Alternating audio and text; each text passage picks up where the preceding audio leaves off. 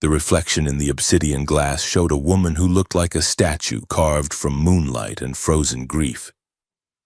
Sarilith adjusted the high collar of her ceremonial gown, the fabric stiff with the iridium weave favored by the Noctis dominion. It was designed to deflect laser fire, but tonight it felt more like a cage. She pressed her fingertips against the cool surface of the mirror. Her skin was pale, nearly translucent, a stark contrast to the crimson irises that marked her lineage.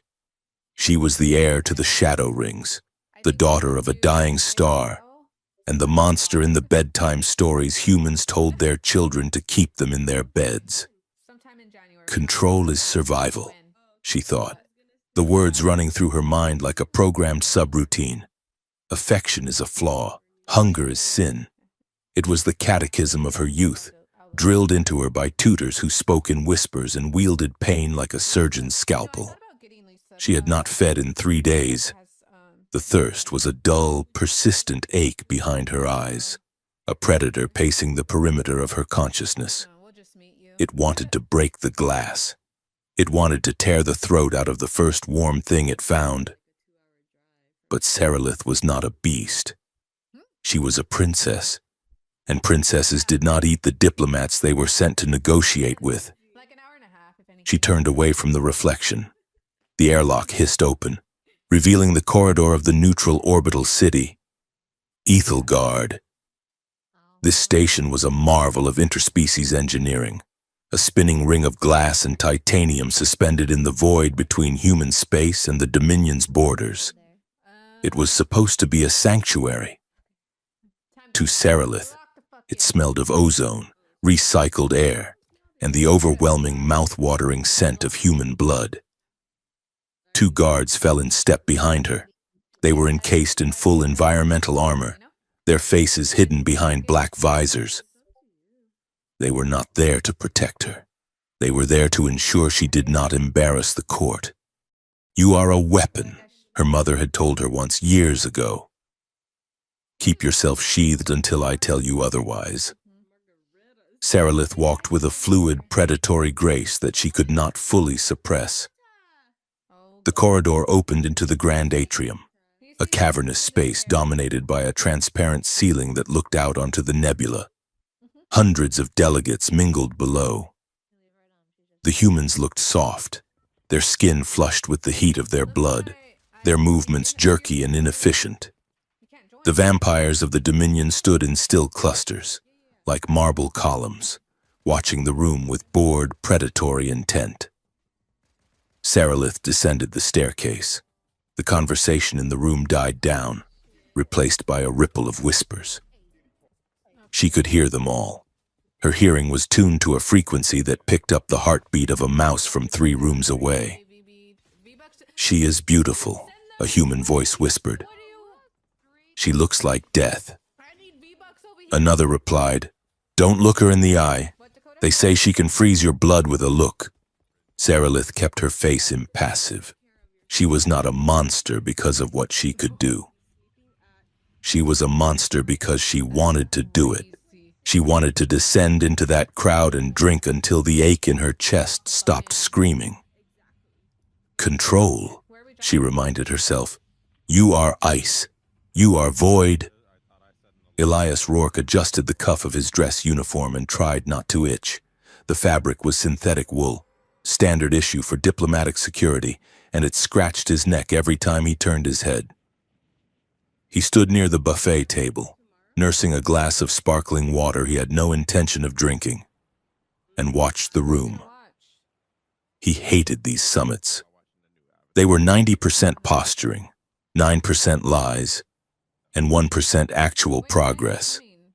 But his job wasn't to listen to the speeches, his job was to watch the doors. Elias was 32 years old, with a face that looked like it had been broken and put back together by someone who was in a hurry. He had a scar running through his left eyebrow and eyes the color of slate that missed nothing. He was a security specialist, which was a polite way of saying he was a soldier who had gotten too good at reading bad situations to be left on the front lines. Something was off. He scanned the perimeter of the atrium. The security grid was standard for a Class 4 station. Bioscanners at the entrances, weapon dampeners in the ceiling, and a mixed detail of human and Dominion guards patrolling the floor.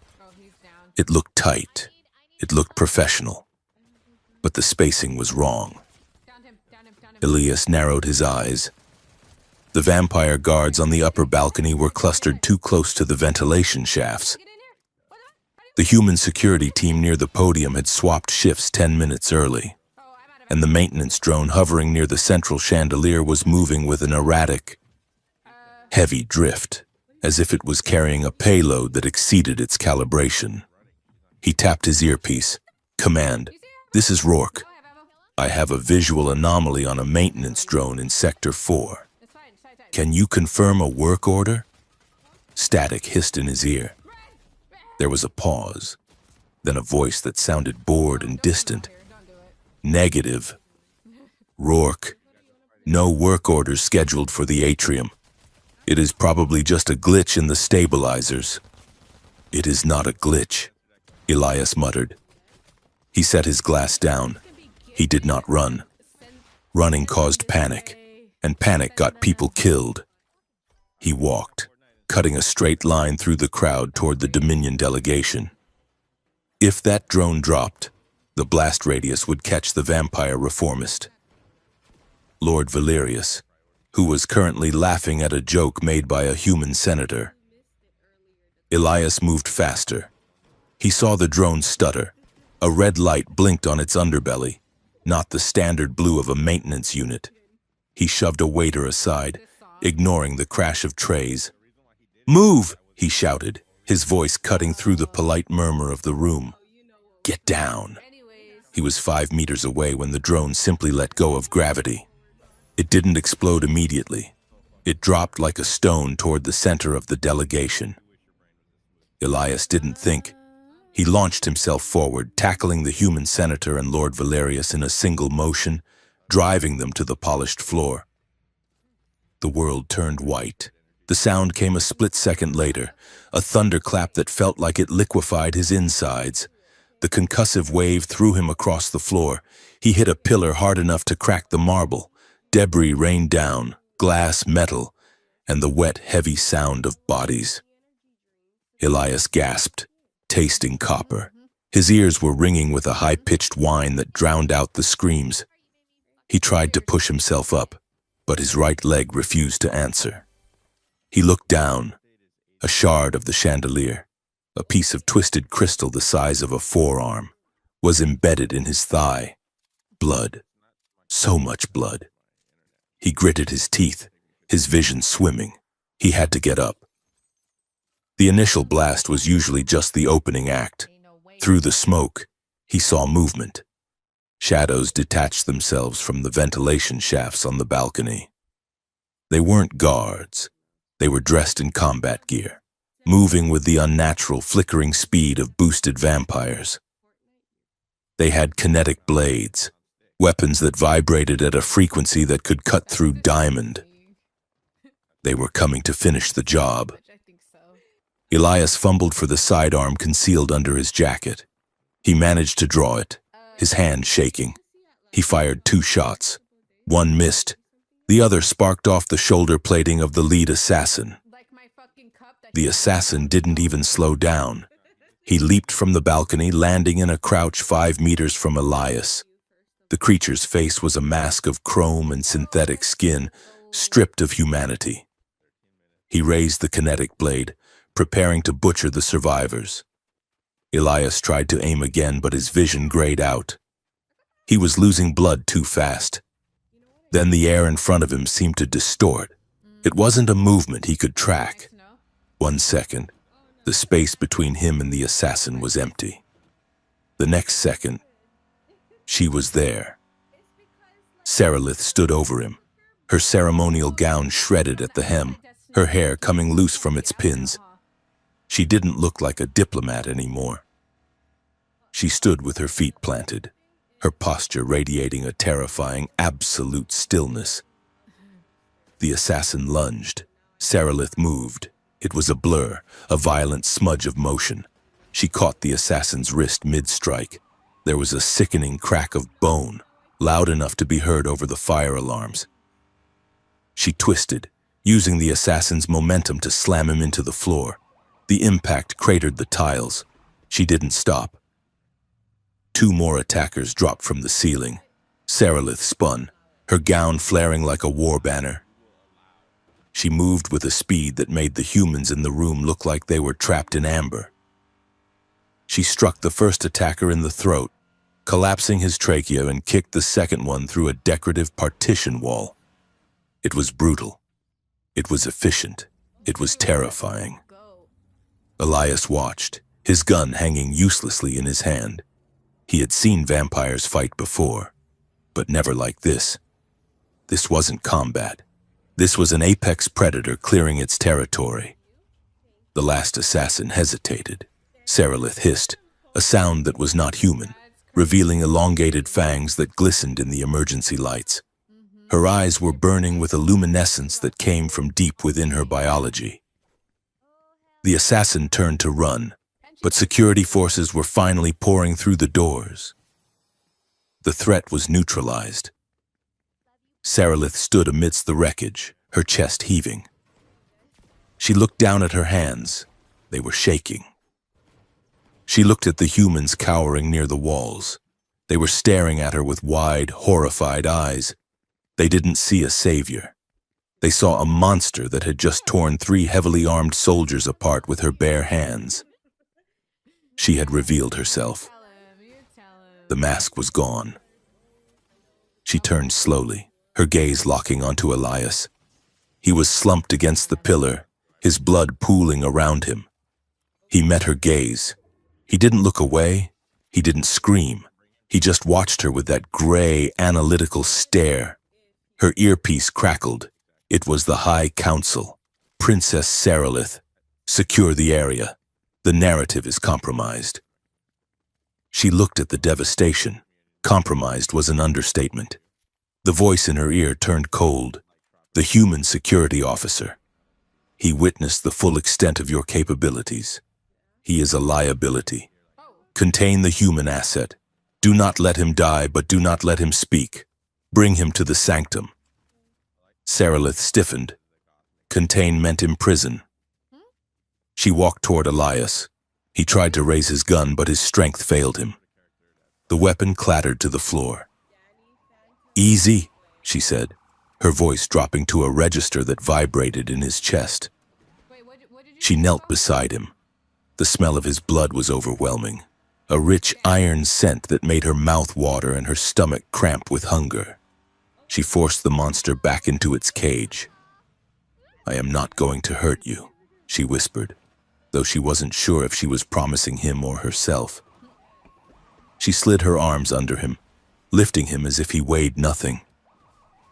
Elias groaned, his head lolling against her shoulder. His blood soaked into the expensive silk of her gown. Do not die, she commanded him. That is an order.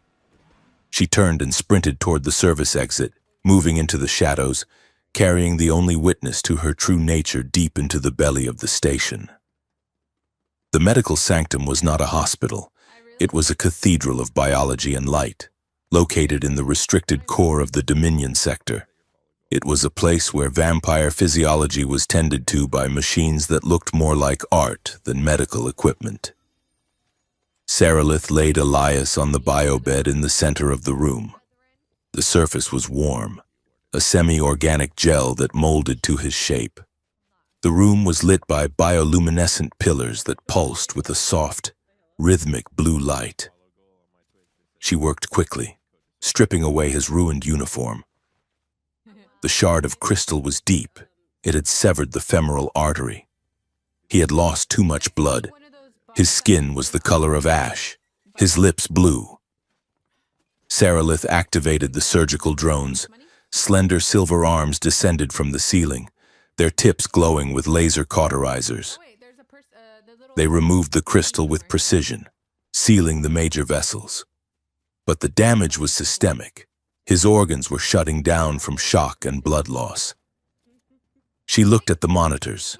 His heart rate was 40 and dropping. The human blood reserves in the station were contaminated or inaccessible due to the lockdown. He was going to die. Saralith stood over him. If he died, she failed her orders. If he died, the only person who had seen her save lives instead of take them would be gone. She looked at the cabinet on the far wall. Inside was a vial of something forbidden. Synthesized lumina. It was a blood substitute, but it was more than that. It was infused with the nanites found in vampire blood, designed to jumpstart the regenerative capabilities of a dying noble. It was never meant for humans.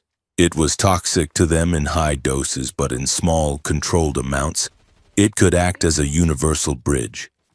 But there was a cost.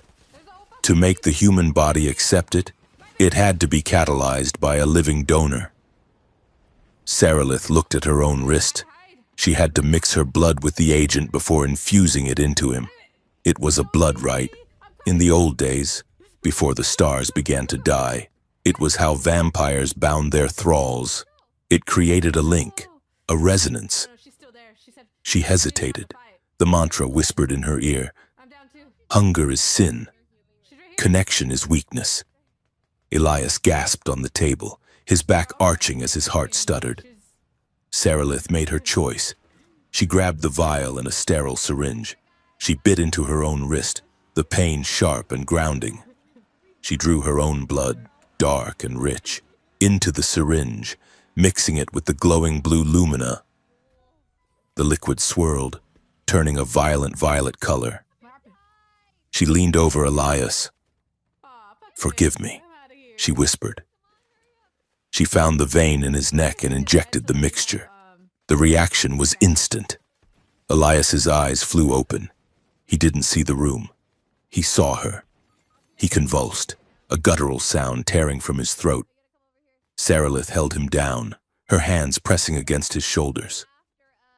She could feel the heat rising in his skin as the alien blood tore through his system, rewriting his cellular respiration, forcing his heart to beat. And then she felt it. It wasn't a sound. It was a sensation. A sudden, sharp spike of fear that wasn't hers. A flash of a memory. A green field. A burning sky. The smell of rain. It was his mind. The blood link had snapped into place. She gasped and pulled back, stumbling against the instrument tray. The connection faded to a dull hum, like a radio left on in another room. Elias stopped convulsing. His breathing deepened. The color began to return to his face. But it wasn't the flushed pink of a human anymore. It was paler, cleaner. The wound on his leg was knitting together with visible speed, steam rising from the flesh. Saralith stood in the corner, clutching her wrist. She felt violated. She felt exhilaratingly, terrifyingly alive. She had shared her blood. She had broken the highest law of her caste. Minutes passed. The silence in the room was heavy. Elias blinked. He turned his head slowly. His gray eyes focused on her. They were clear. Too clear. Where? He rasped. His voice was rough. "You are in the sanctum," Saralith said, her voice regaining its icy composure. "You were dying. I fixed it." Elias tried to sit up. He looked down at his leg. The scar was there, fresh and pink, but the wound was gone. He looked at his hands, flexing them. He looked at her. "You gave me blood," he said. It wasn't a question. "I gave you a medical compound," she corrected sharply. It contained necessary enzymes. He watched her. He looked at the dried blood on her chin, the tear in her dress, the way she held herself against the wall as if she was afraid to come closer. "Most people would be screaming," Saralith said. "Most humans wake up in this room and think they are being eaten." Elias sat up fully, swinging his legs over the side of the bed. He looked steady, though she could hear his heart hammering a frantic rhythm that betrayed his calm face. "I remember," he said. "I remember the attack. I remember you." He paused. "You moved like lightning.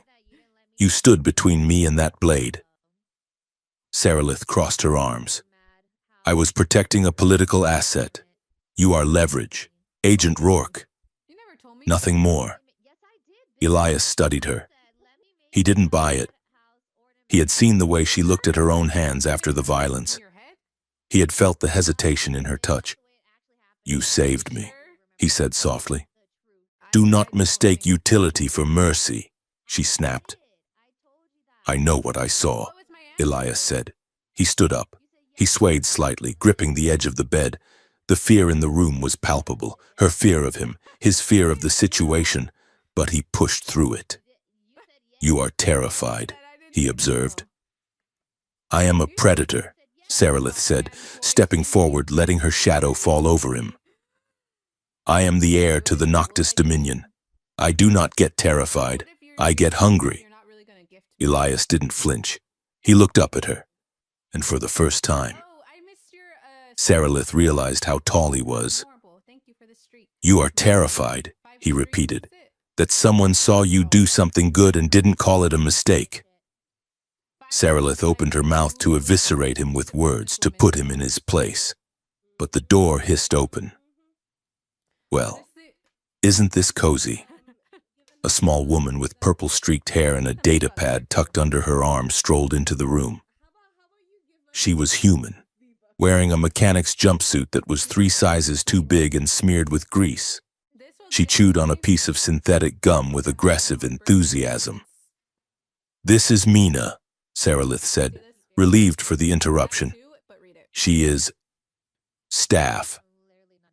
I am the reason the air scrubbers don't poison you all in your sleep, Mina corrected, popping a bubble. And right now, I am the bearer of bad news. Also, nice leg, space cowboy. You heal fast. Who is she? Elias asked, looking between them. She is a hacker I tolerate because she is useful, Sarilith said. What is the news? Mina. Mina tapped her data pad and projected a hologram into the air between them. It was a news feed from the Universal Network. The headline was bold and red. Human terrorists attack peace summit. Vampire delegation decimated. The image showed the wreckage of the atrium. It showed bodies, and then it showed a grainy edited clip. It showed Elias drawing his gun. It cut away before the drone fell, making it look like he was the one initiating the violence. They are spinning it, Mina said. The official story is that a human radical group, the Terra First Brigade, smuggled a bomb in. They are saying you, Agent Rourke, were the inside man. What? Elias stepped forward, his fists clenching. That is a lie. I tried to stop it. History is written by the people with the best video editors, Mina said dryly. But here is the kicker. She swiped the screen. A video of the Dominion High Council appeared. Sarilith's father, the regent, was speaking. We will not let this act of human aggression stand, the regent intoned. We will find the monsters responsible. We will purge them. Sarilith felt a cold pit open in her stomach. Her father didn't look angry. He looked satisfied. They knew, she whispered. What? Elias asked. My counsel, she said, her voice trembling with suppressed rage. The security gaps, the lack of drone maintenance. They knew the attack was coming. They let it happen. To start a war, Elias concluded. They sacrificed their own reformists, Sarilith said. And they are using you as the scapegoat. She looked at the screen, at the lies being broadcast to billions of people across 2 star systems. She looked at Elias, the man she was supposed to keep prisoner. The order to contain you, she realized. It wasn't to keep you as a witness. It was to keep you until they could stage your execution. She walked to the window. Outside, the stars were cold and distant. She saw her reflection again in the glass, the blood on her dress, the monster looking back. She had spent her whole life trying to be the perfect heir, the perfect weapon. the perfect restraint. And it was all a lie. She was just a pawn in a game of slaughter. Princess? Elias's voice was behind her. It was gentle. Too gentle. Sarilith didn't turn around. She placed her hand against the cold glass, watching the nebula swirl in the dark. "I'm a monster," she whispered, the truth finally settling into her bones like lead. She looked at Elias's reflection, standing there, alive because of her blood, doomed because of her heritage. And monsters don't get to be saved. The confinement suite was a masterpiece of gilded cage design, located 30 floors above the medical sanctum. It offered a panoramic view of the nebula swirling outside the station's blast shields, a mesmerizing tapestry of violet and bruised gold. Inside, the air was scrubbed scentless. The furniture was carved from imported heavy-gravity timber, and the door was sealed with a kinetic barrier that could stop a railgun slug.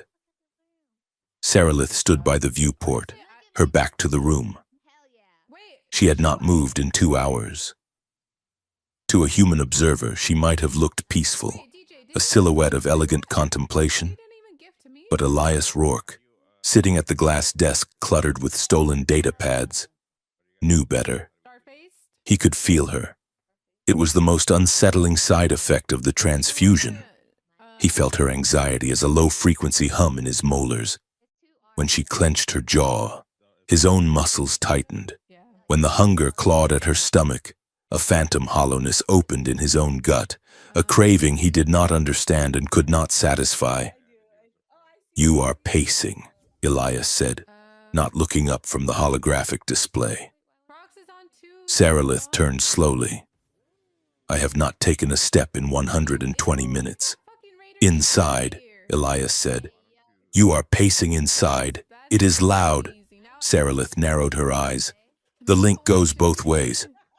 Agent Rourke, do not think I cannot feel your boredom that tastes like stale water." Elias leaned back in the chair, rubbing his face. He looked better than he had 3 days ago. The color had returned to his cheeks, and the limp was gone, thanks to the cocktail of alien biology coursing through him. But he was still trapped. "I am not bored," Elias corrected. "I am frustrated. We are sitting on a powder keg, and your father is lighting matches." Sarilith walked toward him. Her movement was liquid, too smooth for the standard gravity of the room. She stopped on the other side of the desk. "My father is the regent of the Noctis Dominion," she said, her voice a practiced shield of ice. "He does not light matches. He burns worlds. And you are currently his favorite piece of kindling." They had been playing this game for 3 days, custodian and prisoner, predator and prey. But the lines were blurring. Sarilith was supposed to be guarding him until the High Council decided his fate, which everyone knew meant a show trial followed by a quiet execution. Yet, she hadn't confiscated the data pads Mina had smuggled in. She hadn't reported his attempts to decrypt the station's comms logs. She was complicit, and she hated herself for it. Elias spun the holographic display around so she could see it. "Look at this," he said. Mina pulled the transaction logs from the minutes before the attack. "We know the drone was sabotaged. But look who authorized the maintenance clearance." Sarilith looked at the floating stream of data, her eyes, capable of processing information faster than any human interface, scanned the lines. She stopped at a routing code. "That is a Dominion encrypted signature," she said softly. "Keep reading," Elias urged. She followed the trail. The authorization key didn't belong to the station's security chief. It belonged to a shell company registered in the neutral zone, a company called Helix Vanguard. "That is a human corporation," Sarilith said, frowning.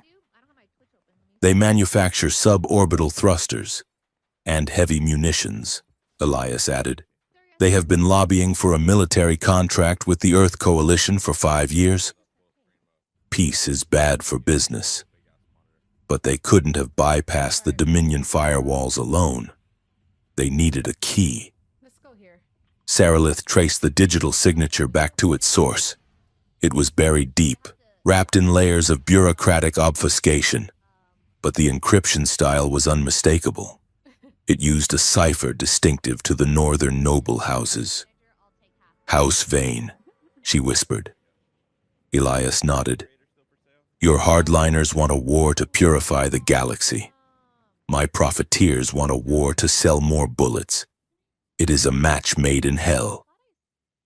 Sarilith felt a chill that had nothing to do with the room's temperature. House Vane was one of the pillars of the Dominion. Lord Vane was her father's oldest advisor. If they were working with humans to assassinate their own people. The rot in the Dominion wasn't just a spot of mold, it was structural. "This changes nothing," she said, though her voice lacked conviction. "It changes everything," Elias countered, standing up. He moved into her personal space, ignoring the predator instinct that flared in her eyes. "It means the war isn't inevitable. It is manufactured. And if we can prove it, we can stop it." "We?" Sarilith laughed, a sharp, bitter sound. "There is no we, Elias. I am the crown princess. You are a convenient scapegoat. If I take this to the council, they will bury it, and then they will bury us." "Then we don't take it to the council," Elias said. "We broadcast it. We blow the lid off." He was so earnest, so foolishly, recklessly human. Sarilith looked at him, at the stubborn set of his jaw, and felt a strange tug in her chest. It wasn't the blood link. It was something else, a kind of gravity. Before she could answer, the door chime sounded. It wasn't the polite tone of a service drone. It was the override command of a high-ranking official. Sarilith stiffened. "Put the pads away. Now." Elias swept the devices into the drawer just as the kinetic barrier dissolved. The man who entered brought the smell of ozone and expensive cologne with him. He was tall, even for a vampire, with hair the color of polished steel and eyes that looked like black holes. He wore the high-collared velvet of House Vane. "Lord Vane," Sarilith said, inclining her head the bare minimum required by protocol. "Princess," Vane replied. His voice was like oil sliding over gravel. He didn't look at her. He looked past her, directly at Elias. "So, this is the creature that caused all the trouble." Elias stood his ground. "I think the drone did most of the work. I just provided the landing pad." Vane smiled, revealing teeth that had been filed to needle points, an affectation of the old warrior caste. "Charming. It speaks." He walked into the room, running a gloved hand along the back of a chair. "The regent is growing impatient. Sarilith, the human delegation is demanding access to the prisoner. We cannot stall them forever. It would be simpler if he succumbed to his injuries." Sarilith felt a spike of rage so hot it nearly blinded her. "Simpler? He meant murder. He is stable," Sarilith said tight-lipped. "He is under my protection. Is he?" Vane turned to her, his expression mocking. "Or is he a pet? Rumor has it you took him to the sanctum. Rumor has it you engaged in unconventional medicine." He took a step toward Elias. Sarilith moved. It wasn't a conscious decision. One moment she was by the desk, the next she was between Vane and Elias, her posture radiating lethal intent. "Step back, Lord Vane." Vane paused. He looked at her, really looked at her, and saw the tension in her shoulders, the way her hands were curled into claws. "You are hungry, aren't you?" Vane whispered, leaning in. "I can smell it on you, little princess. You haven't fed. You are starving yourself to play the saint." He reached out and tapped the side of his own neck. "Go ahead. Take a bite. Not of me, Of course. But why deny yourself the livestock? He gestured to Elias. One bite. Sarilith. It would clarify your mind. It would remind you of what you are. The hunger roared. It was a physical blow. The scent of Elias's blood, infused with her own, calling to her, was a siren song. It would be so easy. Just one taste. Just to stop the ache. Just to show Vane she wasn't weak. Elias didn't move. He didn't flinch. Through the bond, Sarilith felt his fear, sharp and acrid, but beneath it, she felt something else. Trust. He wasn't stepping back. Sarilith's vision tunneled. She could hear the pulse in Vane's throat. She could tear it out. She could end him for his insolence, for his treason. The violence sang to her. No, the word was an anchor. Get out, Sarilith said. Her voice was barely a whisper, but it carried the weight of a collapsing star. Vane blinked. He saw the look in her eyes, not the hunger of a beast, but the fury of a queen. He straightened his coat, his smirk faltering slightly. As you wish, princess. But remember, the council meets at dawn. Have your story straight, or we will write it for you.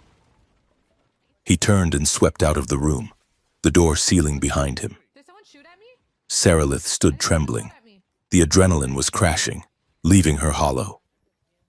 She gripped the edge of the desk so hard the wood splintered under her fingers. She had almost done it. She had almost proved him right. Sarilith. She flinched as Elias placed a hand on her shoulder. She spun away, putting the width of the room between them. Don't touch me, she hissed.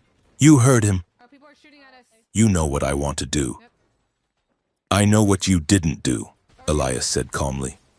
You don't understand, Sarilith shouted, the mask finally cracking. It is not just a craving. Elias, it is an imperative. My biology is designed to dominate yours. Every instinct I have screams that you are food and I am the eater. That is what I am. A monster. She stared at him, breathing hard, waiting for the disgust, waiting for him to finally see the truth. Elias walked toward her. He didn't rush. He moved with the deliberate caution one might use with a frightened animal. Or a bomb. You think that holding back makes you weak? Elias asked. It makes me unnatural, she retorted.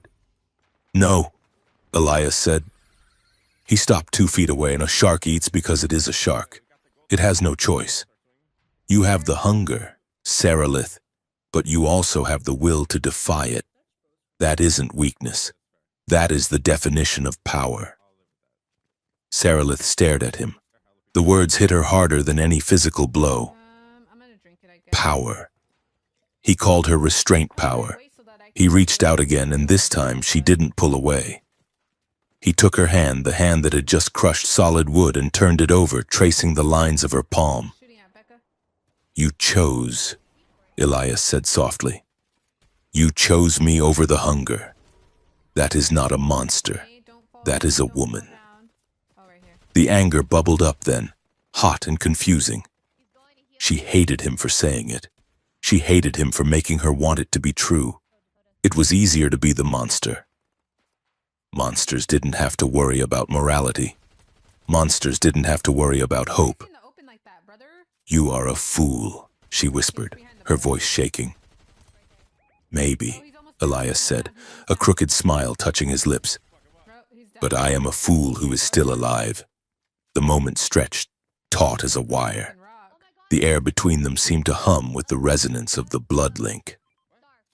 Sarilith could feel his heartbeat syncing with hers.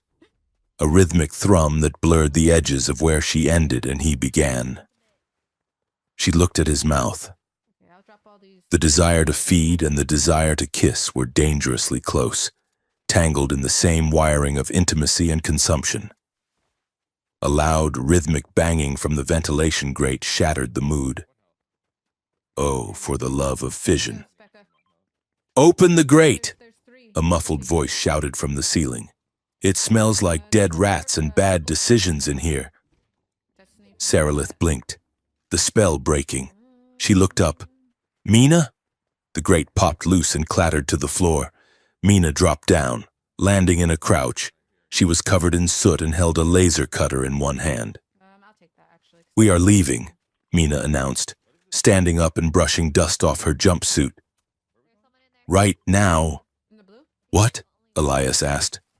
I was monitoring the security comms, Mina said, walking over to the desk and plugging a drive into the terminal. Vane didn't just leave to file a report. He ordered a containment squad to this level. They are coming to liquidate the asset. And by liquidate, I mean turn you into a footnote in an obituary. Saralith's face hardened. Coming. He gave the order? 10 minutes ago, Mina said. We have maybe 4 minutes before the elevators open and the bad guys with the big guns come out. Where do we go? Elias asked, grabbing the data pads. Down, Mina said. The maintenance arteries. They are too small for the combat droids and too dirty for the vampire nobility to deign to enter. Saralith looked at the door. She could hear the heavy tread of boots in the corridor. She looked at Elias. Trust me? She asked. Elias checked the charge on his stolen pistol. Always.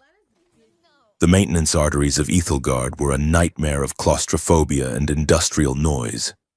They were narrow, cylindrical tunnels lined with pipes that hissed steam and conduits that buzzed with lethal voltage. They ran for what felt like hours. Mina led the way, navigating the maze with an internal map she claimed was memorized but Saralith suspected was illegally downloaded directly into her cortex. Saralith brought up the rear. The environment was torture for her senses. The noise was deafening, the smells overlapping and pungent. But she focused on the back of Elias's jacket.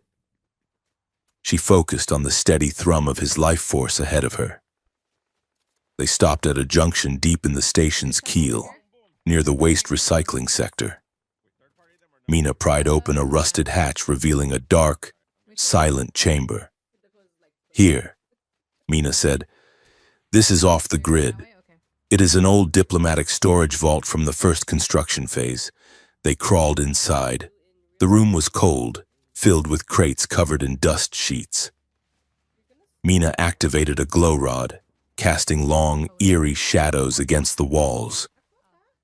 Why here? Elias asked, wiping sweat from his forehead. Because of this.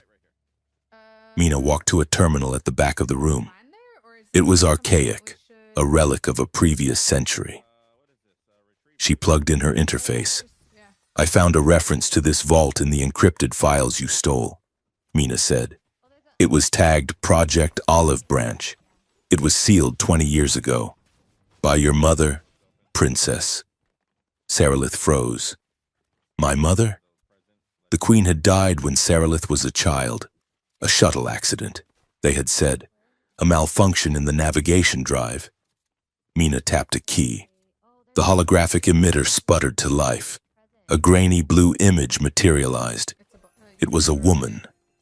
She looked like Saralith, but softer. Her eyes were not filled with the cold weight of the void.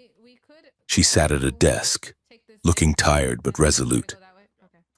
If you are watching this, the recording began, the voice tinny but unmistakable. Then I have failed. Saralith took a step forward, her hand covering her mouth. Mother. The recording continued. I have proposed the Treaty of Saul with the human coalition.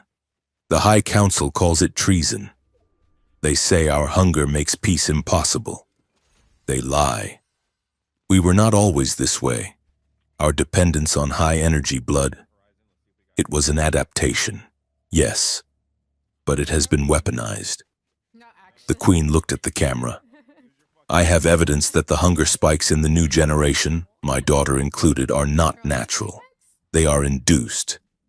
We are being engineered to be more aggressive, more dependent, to ensure we can never coexist. If I die, know that it was not an accident. It was fear. They fear what we could be if we weren't monsters. The image flickered and died. Silence filled the vault. Sarilith stood like a statue. The world was tilting on its axis. Her hunger, the constant gnawing shame she had carried her entire life, wasn't a sin. It was a design flaw. It was a leash. "They did this to me," she whispered. Her voice broke. "They made me want to kill." Elias moved to her side. He didn't offer platitudes. He just stood there, a solid presence in the shifting dark. "It wasn't your fault," he said. Sarilith turned to him, tears of blood welling in her eyes. "I have hated myself for 20 years. Elias, I thought I was broken." "You are not broken," Elias said fiercely. "You are sabotaged. There is a difference." A heavy thud against the hatch door interrupted them, then the screech of metal tearing. "They found us," Mina said, her voice dropping an octave. The hatch was ripped away as if it were paper. Figures poured into the room. They weren't standard security, they were inquisitors. They wore robes of matte black armor weave. Their faces were hidden behind porcelain masks painted with crying eyes. They carried containment staves, long poles tipped with crackling red energy designed to overload a vampire's nervous system. The lead inquisitor stepped forward. His voice was modulated, synthetic and cold. "Sarilith of Noctis, you are charged with high treason and consorting with a biological contaminant. Surrender, and your death will be swift." Sarilith looked at the masks. She looked at Elias, who had raised his pistol, though against these odds, it was a toy. She looked at Mina, who was backing away, clutching the drive. "They killed her," Sarilith said. The realization was a cold fire in her veins. "You killed my mother." The Inquisitor didn't deny it. He simply raised his staff. The purity of the bloodline must be maintained. Kill the human. Secure the traitor. 3 Inquisitors lunged at Elias. Time seemed to slow down. Sarilith felt the bloodlink scream a warning. She saw the red arcs of energy swinging toward Elias's head. Something inside her snapped.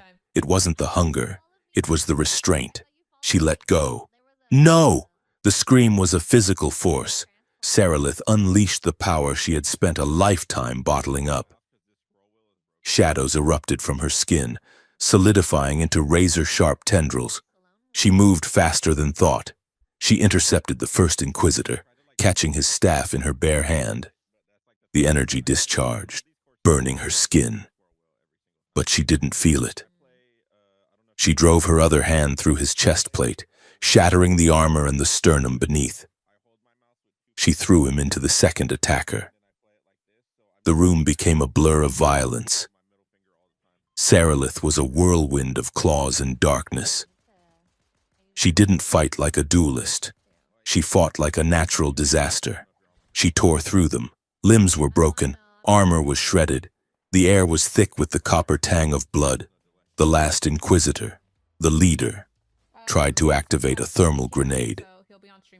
Sarilith was on him before his thumb could press the trigger. She slammed him against the wall, her hand around his throat, lifting him off the ground.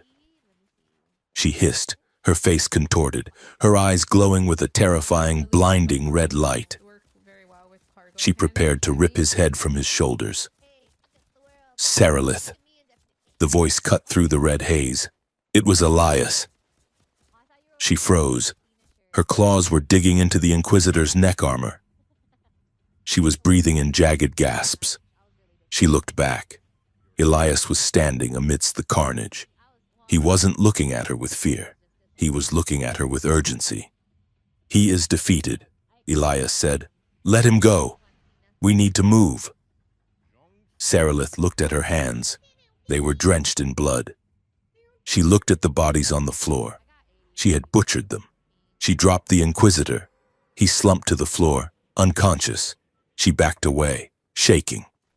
The shadows receded, leaving her cold and exposed. She looked at Elias, waiting for him to see the monster now, waiting for him to realize he was wrong about her.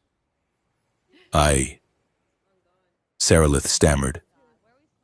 I lost control. As long as we're Elias stepped over a broken staff. He walked up to her. ready. He took her bloody hands in his. He didn't wipe them off. He held them tight. You saved us, he said firmly. I enjoyed it, she whispered, the horror trembling in her voice. For a second. I enjoyed it. Elias looked her in the eye. You are a warrior, Sarilith. You fought to protect. Do not confuse the adrenaline of survival with the sin of murder.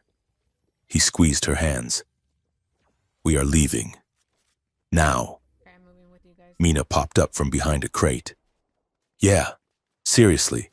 Great light show. Very scary. Loved the ambiance, but more are coming. They ran. They fled through the shattered hatch, back into the dark arteries of the station.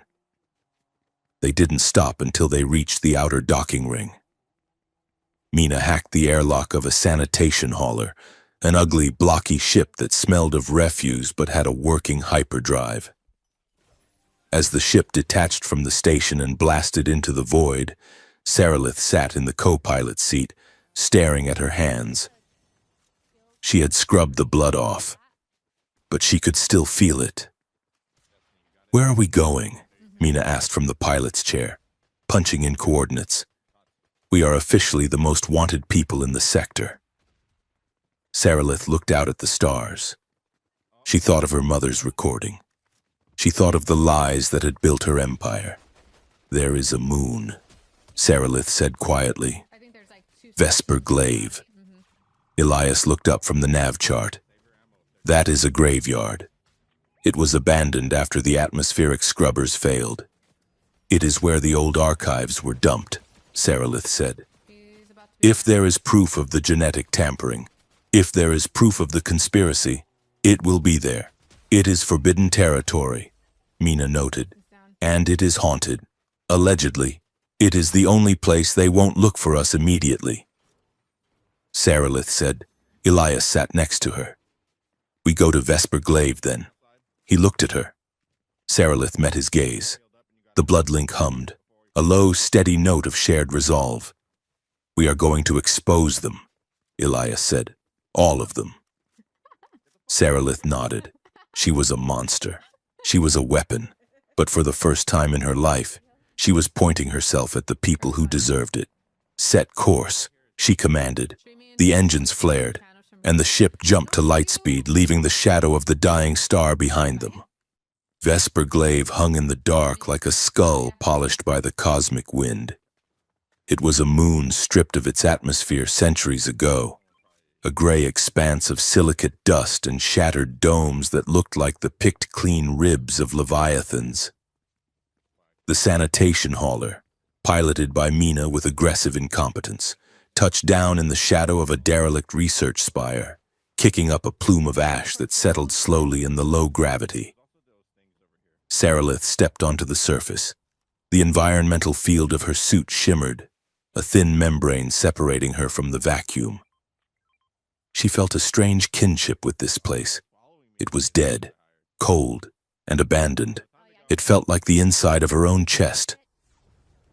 Elias walked up beside her. He moved awkwardly in the heavy-duty pressure suit they had scavenged from the hauler's locker. Got Gold Rush. It is quiet, Elias said over the comms channel. It is dead, Sarilith corrected. This is where the Dominion buries its mistakes. They walked toward the spire. The landscape was surreal, a graveyard of ambition. Massive glass biodomes, Oh, there's once teeming with engineered flora, now stood empty, their panes cracked, revealing the vacuum-dried skeletons of trees that had not breathed for 200 years. The starlight here was harsh and unfiltered, casting shadows that stretched for miles. Mina brought up the rear, checking a handheld scanner. According to the files we stole, the energy signature is coming from the sub-levels of that spire. Mina said, someone is home, or at least, someone left the lights on. They entered the spire through a breached airlock. The interior was pressurized, the air stale and tasting of recycled chemicals. Sarilith removed her helmet. Her senses expanded immediately. She could smell ozone, rotting hydroponics, and something else, the faint, sterile scent of synthetic blood. You need to go towards circle. They descended into the Pay dark. attention to your map. The inhabitants of the spire were not soldiers, and they were ghosts of the scientific caste, the discarded. These were the researchers who had asked too many questions during the Great Purge and had been exiled to rot on the moon. They found them in a converted laboratory on level 10. There were 6 of them, their skin gray and papery from centuries of malnutrition and low-light exposure. They wore tattered lab coats that hung off their frames like shrouds. When Sarilith entered, the leader, a woman with one clouded eye and hands that trembled with a permanent neurological shake, did not recoil. She simply stared.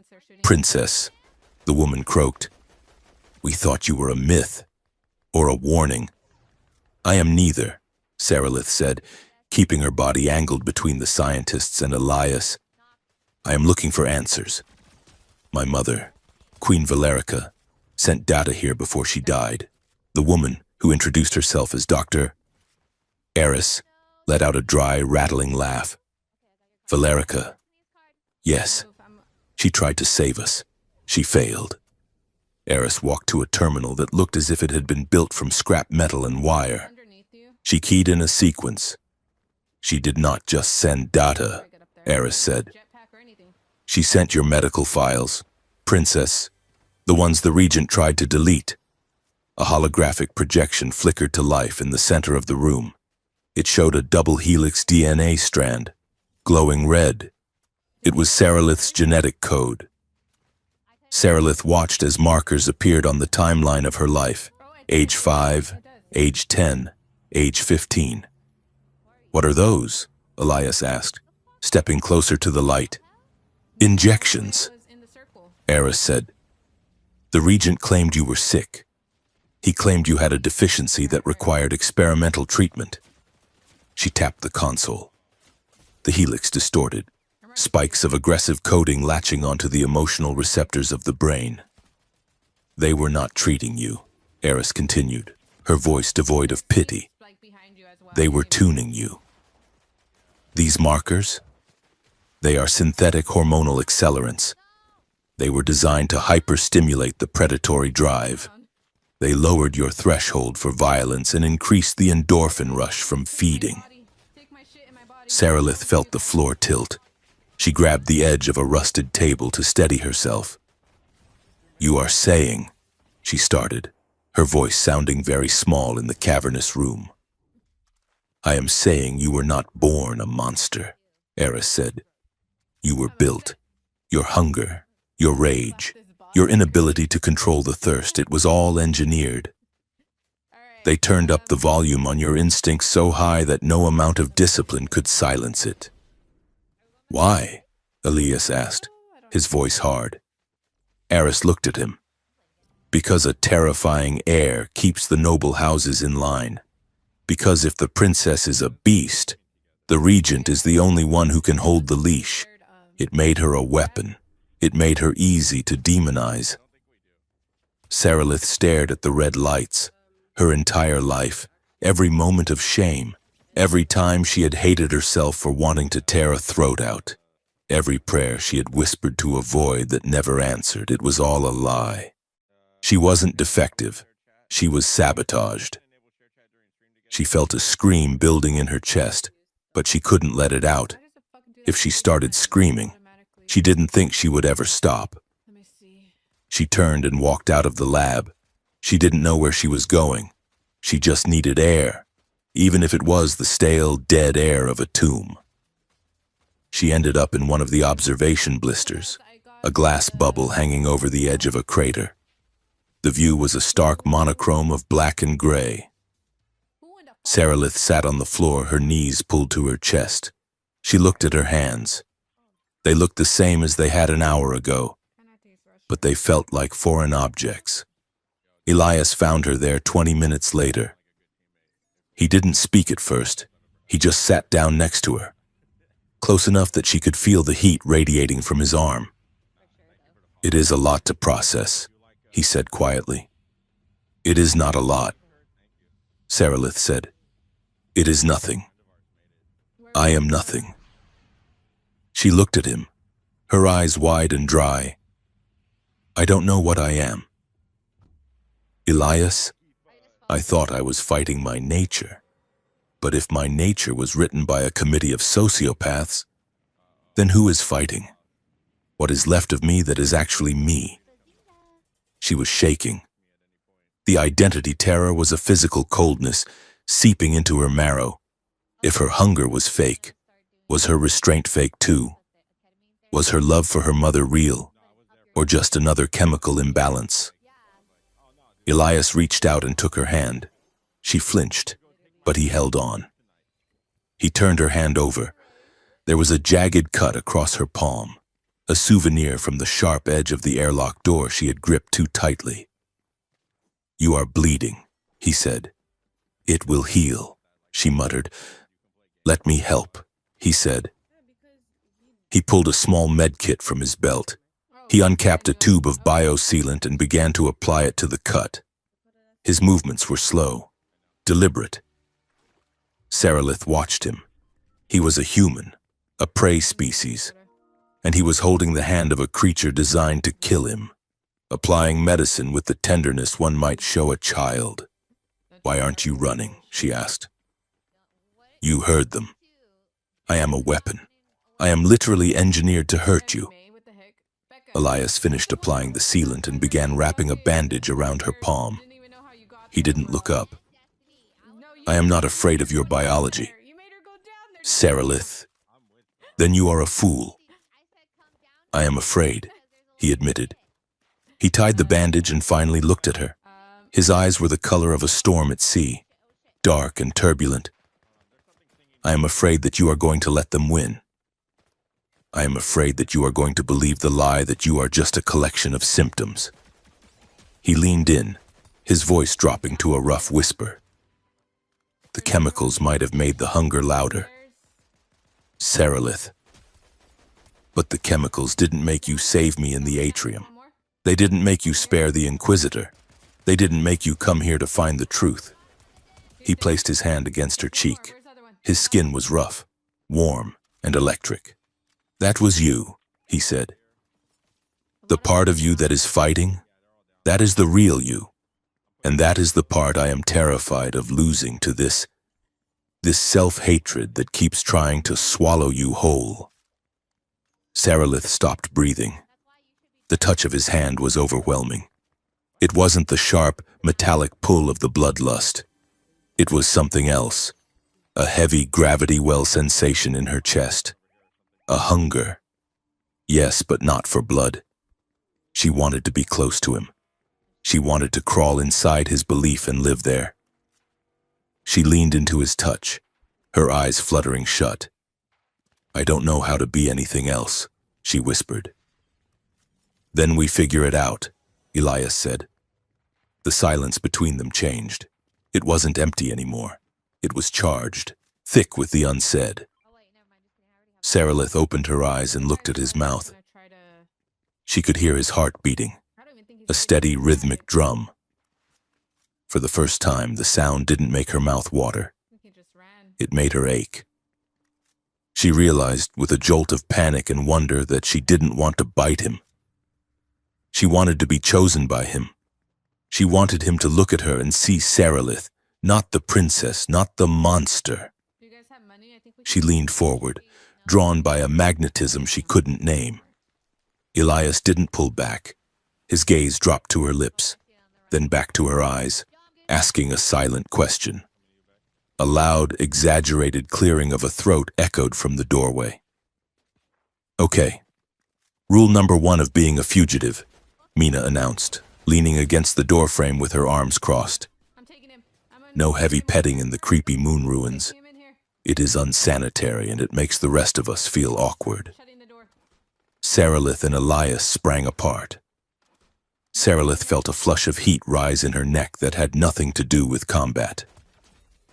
Mina, Elias said, his voice straining for casual and failing. We were just discussing existential dread, Mina suggested. Healing trauma through intense eye contact. No, come here. Look, Come here. I get it. Come here. The forbidden romance, the star-crossed lovers, the brooding vampire and the stoic soldier. It writes itself.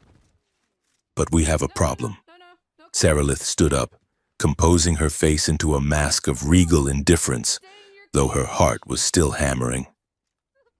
What problem? Stop it. Mina held up a data pad. Dr. Eris found something else in your mother's files. It wasn't just medical records. It was a warning about a protocol called Red Zenith. She tapped the pad, projecting a map of the sector. It is a false flag operation, Mina explained, her tone losing its mockery. Would be mad.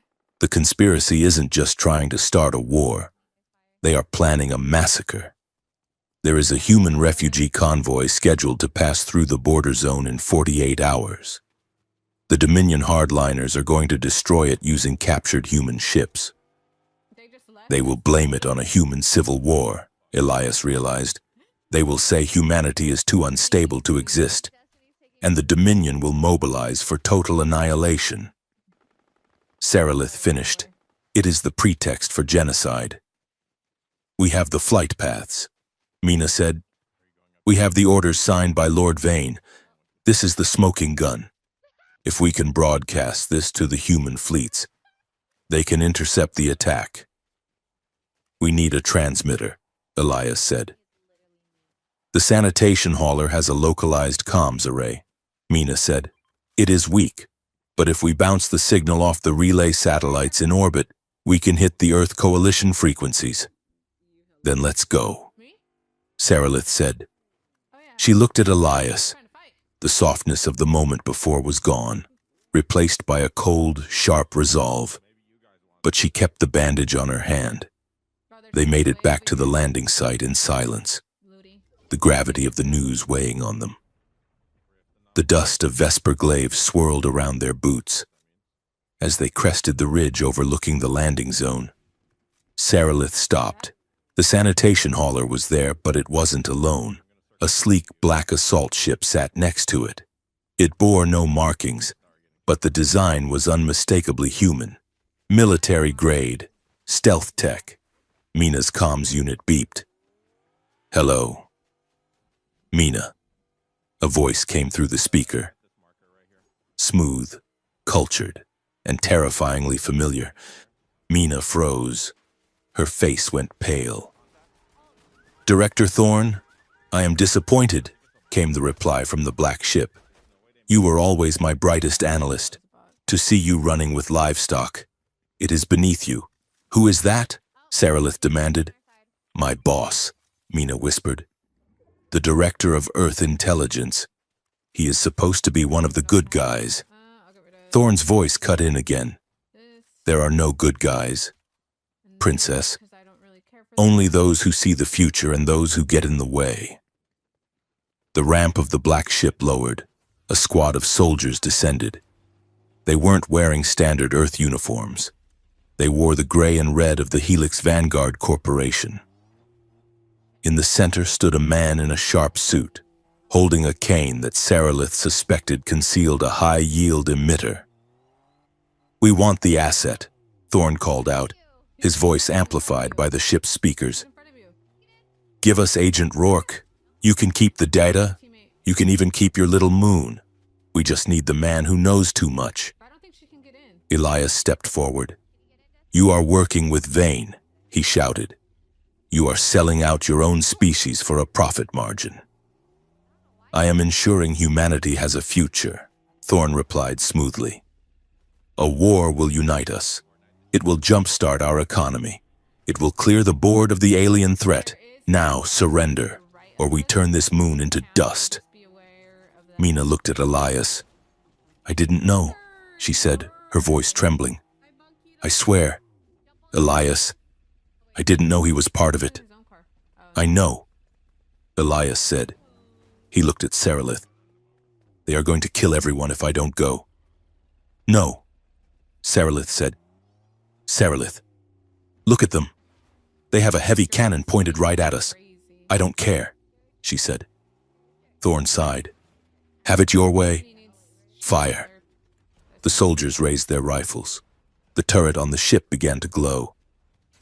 Sarilith didn't think. She didn't calculate. She just felt. She felt the hunger, the anger, the chemicals in her blood screaming for violence. But this time she didn't push it down. She didn't let it drive her.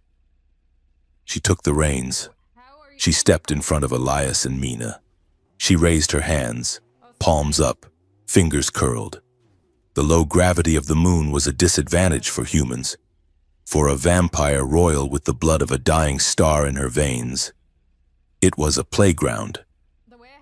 She reached out with her mind and grabbed the shadow, not just the absence of light, but the physical weight of the dark matter that permeated the moon.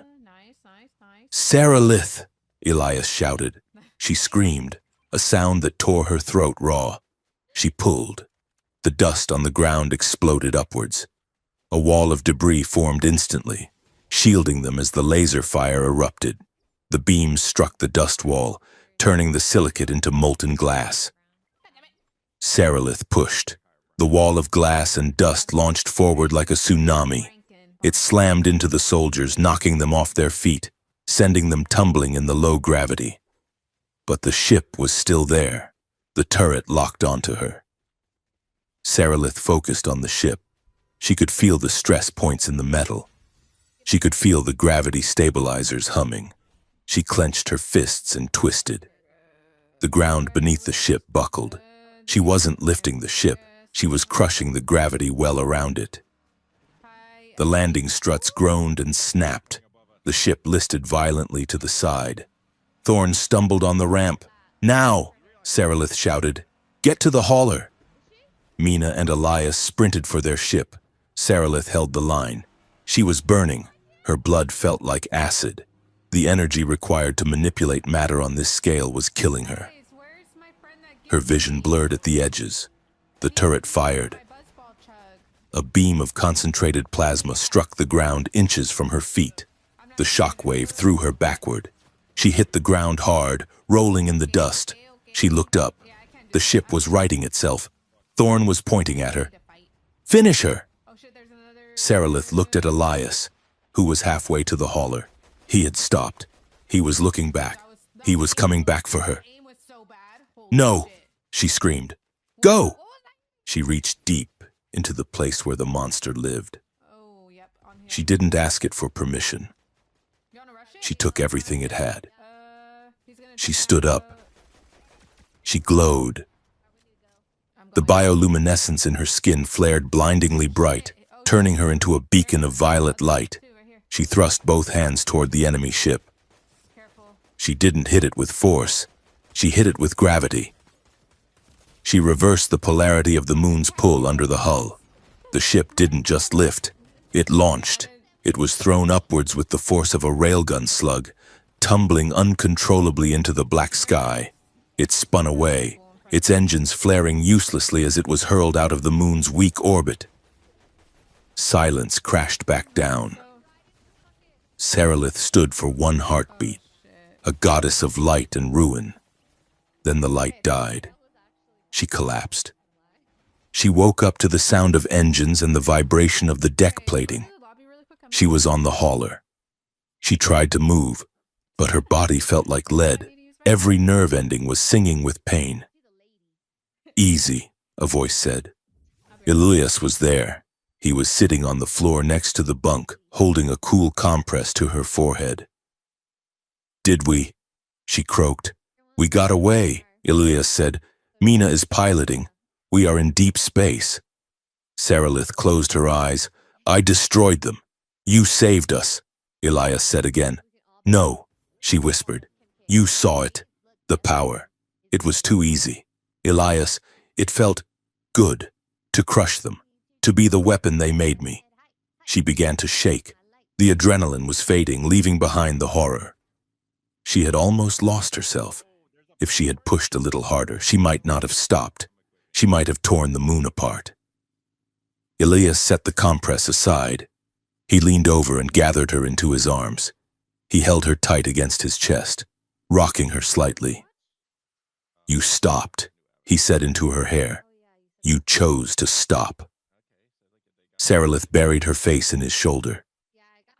She inhaled the scent of him, sweat, fabric, and life. I called myself a monster because it was easier than hoping, she confessed, the words muffled against his shirt. If I am a monster, then my cruelty is inevitable. But if I am not, then every bad thing I have ever done is my fault, and I don't know if I can carry that. Elias pulled back enough to look at her. His hands framed her face. You don't have to carry it alone, he said. That is the point. He looked at her lips. The air in the small cabin grew heavy again, charged with the static of survival and the terrifying pull of intimacy. Sarilith looked at him, and for a moment, the war, the conspiracy, the hunger, it all faded. There was just him. She leaned in. He closed the distance. Their breath mingled. Sarilith's eyes fluttered shut. A shrill, piercing alarm from the cockpit shattered the silence. Guys, Mina yelled from the front. You need to see this. Like, right now. Elias pulled away, though he lingered for a second, his forehead resting against hers. Duty calls, he whispered, a wry, regretful smile touching his lips. They went to the cockpit. Mina was staring at the comm screen. Her face was grim. It is a general broadcast, Mina said. From the Dominion capital. She put it on the main screen. The face of the regent, Sarilith's father, filled the monitor. He looked grave, sorrowful, and terrifyingly paternal. Citizens of the Dominion, he began. It is with a heavy heart that I must announce a tragedy. My daughter, Princess Sarilith, has been corrupted. She has been seduced by human radicals and has turned against her own blood. She is responsible for the massacre of our loyal scientists on Vesper Glaive. Sarilith gripped the back of the pilot's chair. He is blaming me, the regent continued. She is a danger to our way of life. She is a traitor to the throne. Therefore, I issue the decree of nil. She is no longer heir. She is no longer kin. The regent's eyes seemed to bore through the screen. I hereby sentence her to death. Any citizen who brings me her head will be granted a lordship. Let the hunt begin. The transmission ended. The silence in the cockpit was absolute. Well, Mina said, her voice shaking slightly. That complicates things.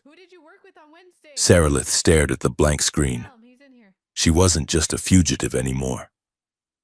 She was the most hunted creature in the galaxy. She looked at Elias. He wasn't looking at the screen. He was looking at her. He didn't step away. He stepped closer. Let them come, Elias said. Sarilith looked at the stars outside. They looked colder than before, but as she felt Elias's hand brush hers, she realized she wasn't cold. She was burning, and for the first time, she wasn't burning with shame. She was burning with a reason to fight. The sanitation hauler, now christened the Rusty Needle by Mina, was not built for evasion. It was built to haul compacted waste from orbital platforms to incineration zones. It shuddered when it hit atmosphere. It groaned when it jumped to light speed, and it smelled permanently of burnt ozone and recycled air. For 3 weeks, it had been their lifeboat in a galaxy that wanted them dead. They ran through the fringes of the Dominion, avoiding the major hyperspace lanes. They hid in the coral ring of Astartes, a biostation grown from genetically modified silicate that looked like a massive skeletal reef floating in the void. They powered down their engines and drifted through the glass deserts of Oryx Prime, a planet where ancient orbital bombardments had fused the sand into miles of translucent, jagged mirrors. Under the artificial sky of the dome, the light fractured into a million rainbows, turning their fugitives' existence into a kaleidoscope of paranoia and beauty. Sarilith sat in the cargo hold, sharpening a kinetic blade she had taken from the Inquisitor on the moon. The blade hummed, a low vibration that traveled up her arm. "We are running out of fuel," she said, not looking up. Elias was sitting on a crate opposite her, stripping down his pistol for the 100th time. He looked tired. The shadows under his eyes were dark, and his human stubble had grown into a rough beard. "Mina says there is a refueling depot in the nebular drift," Elias said. "We can make it?" "And then what?" Sarilith asked. "We keep running until the engines fail? Until a patrol gets lucky?" She stood up and walked to the small viewport. Outside, the stars were smeared lines of white light. "The death decree," she said softly. "It is not just a bounty. Elias, it is a test." Elias looked up. "What do you mean?" "My father, the regent. He isn't just sending soldiers. He is broadcasting the coordinates of my last known sightings to the noble houses. He is waiting to see who hunts me." Elias reassembled his pistol with a sharp metallic click. "He wants to see who is loyal. He wants to see who is afraid," Sarilith corrected. "If a house ignores the decree, they are marked as sympathizers. If they hunt me, they are complicit in his regime. He is using my blood to paint a line in the sand. I am forcing my own people to choose between murder and treason."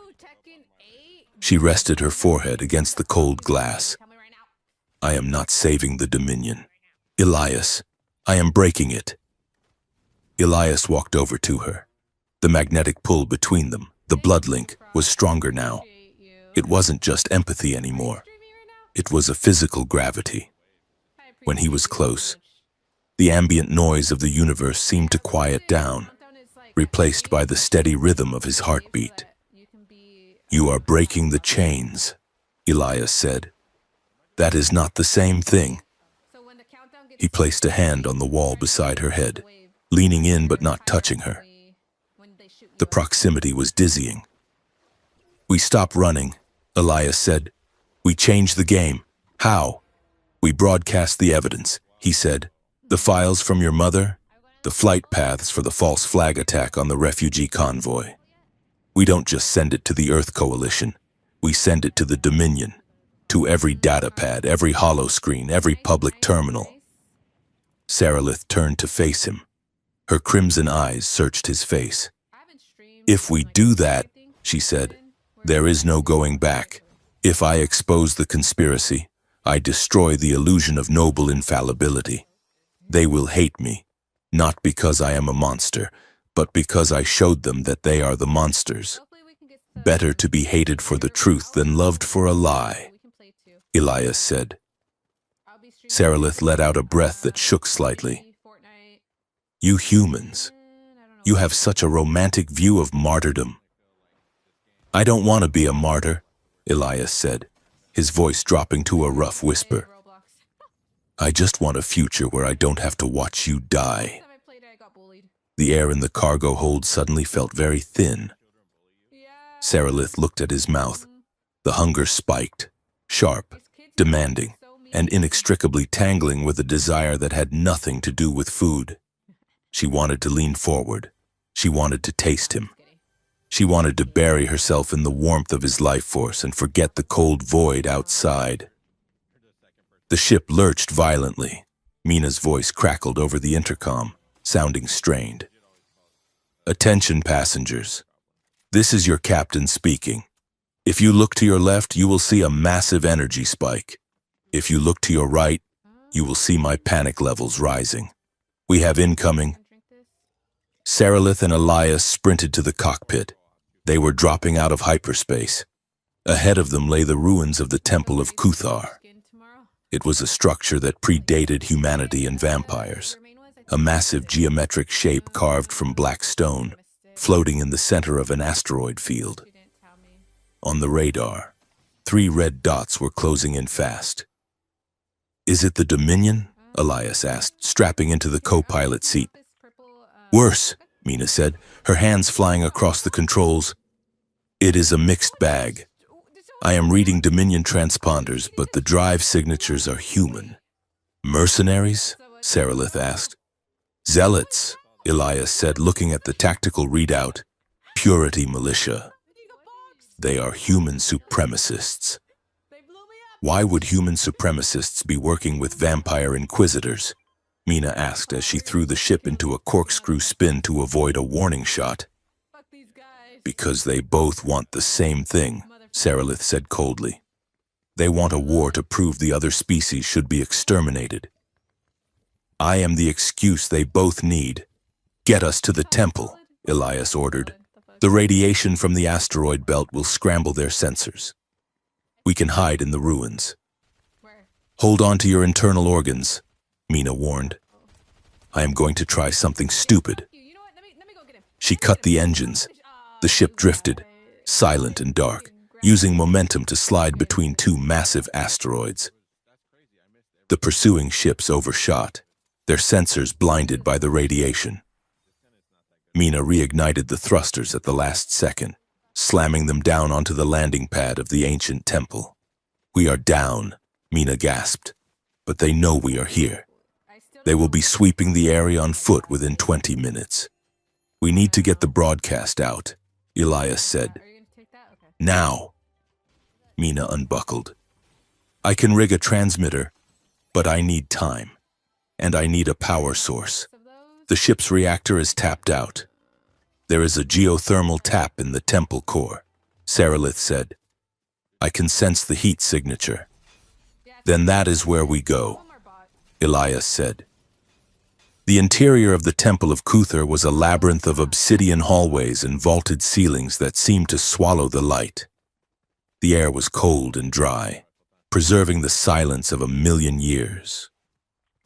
They reached the central chamber, a vast circular room dominated by a shaft that dropped down into the molten core of the asteroid. The heat was intense, a stark contrast to the freezing vacuum outside. Mina immediately set up her equipment near the thermal vent. It was a mess of wires, stolen circuit boards, and the quantum relay she had cobbled together from the ship's comms array. This is going to take me 30 minutes, Mina said, pulling a pair of magnifiers over her eyes. Do not let anyone shoot me. I am allergic to lasers. Sarilith and Elias took up positions at the massive stone doors. They stood in the shadows, waiting. The waiting was the worst part. It gave the mind time to wander. Sarilith leaned against a pillar. Her skin was burning from the proximity to the core, but inside, she felt ice cold. The hunger was rising again, triggered by the stress, the heat, and the overwhelming scent of Elias standing 3 feet away. She looked at him. He was scanning the corridor, his profile sharp against the dim light. He was just a man, fragile, soft-skinned. He had no natural armor, no accelerated healing, no night vision. And yet, he was the strongest thing she had ever known. He turned and caught her staring. He lowered his weapon slightly. You are shaking, he said. I am fine, Sarilith lied. You are starving, Elias corrected. He walked over to her. He didn't ask for permission.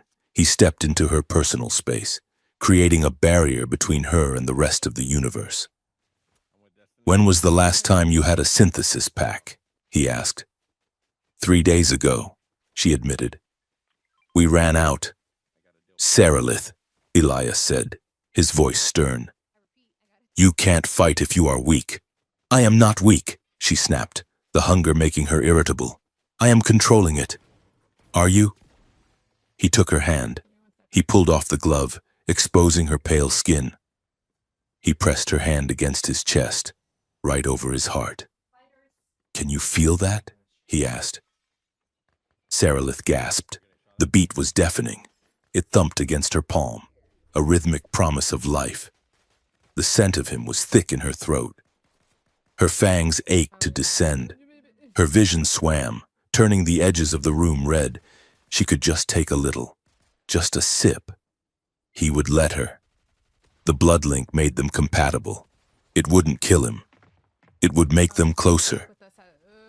The desire washed over her, a tidal wave of instinct and need.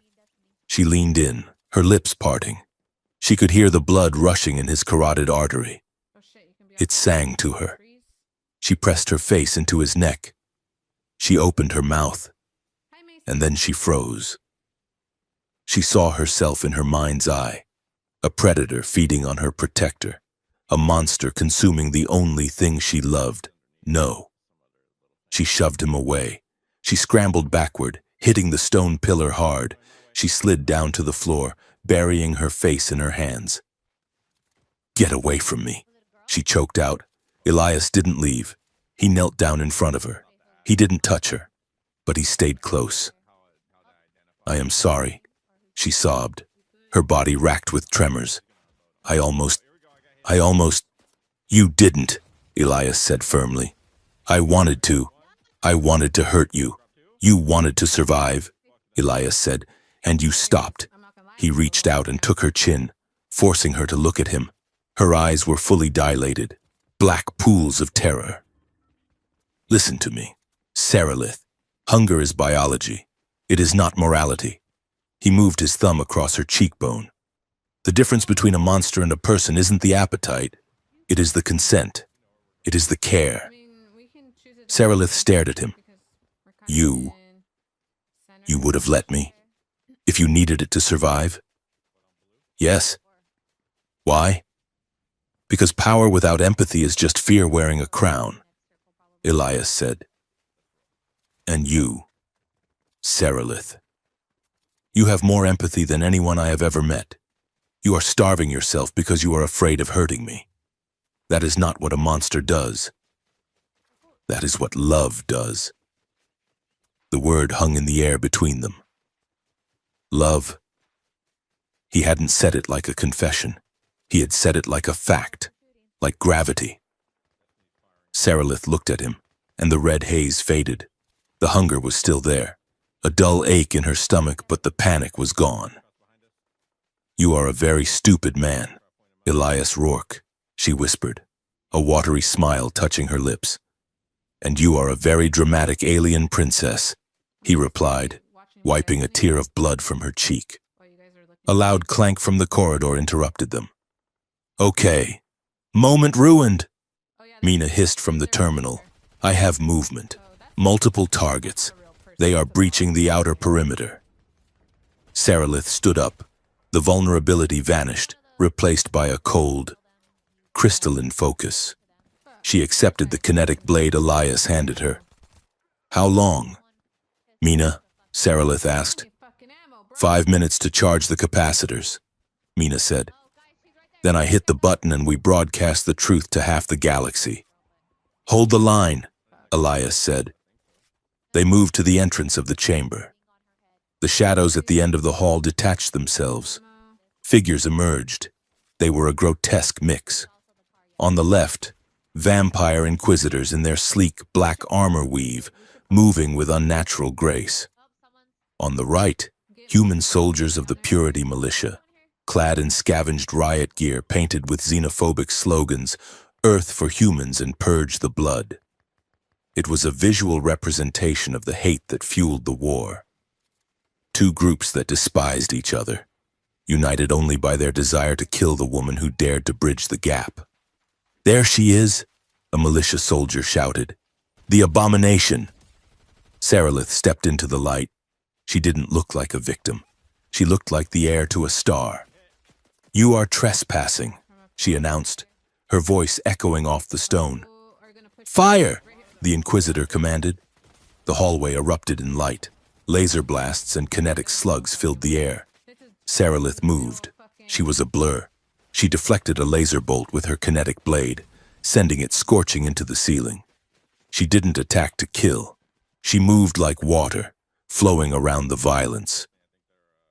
Elias fired from behind the cover of a fallen statue, his shots precise, aiming for weapons and knee joints.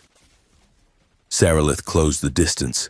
She swept the legs of an Inquisitor, sending him crashing to the floor. A militia soldier, barely more than a boy, charged her with a vibration knife, screaming in terror and rage. Saralith caught his wrist. She could have snapped it.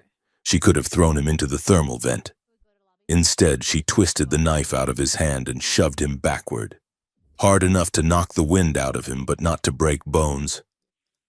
"Go home," she shouted at him. Me too. "You are dying for a lie." The boy scrambled back, eyes wide. He had been told she was a demon who ate children. He hadn't been told she would spare him. The battle was chaotic. Sarilith and Elias fought back to back, a seamless unit of human tactics and vampire speed. But there were too many of them. "Mina!" Elias shouted over the comms. 90%! Mina yelled back. "I need a minute! We don't have a minute!" A heavy explosion rocked the chamber. The Inquisitors had brought a breach charge. The ceiling near the entrance collapsed, sending a cloud of dust and stone into the room. Sarilith was thrown back by the shockwave. She rolled and came up in a crouch, coughing. "Elias!" She scanned the room. The dust was thick.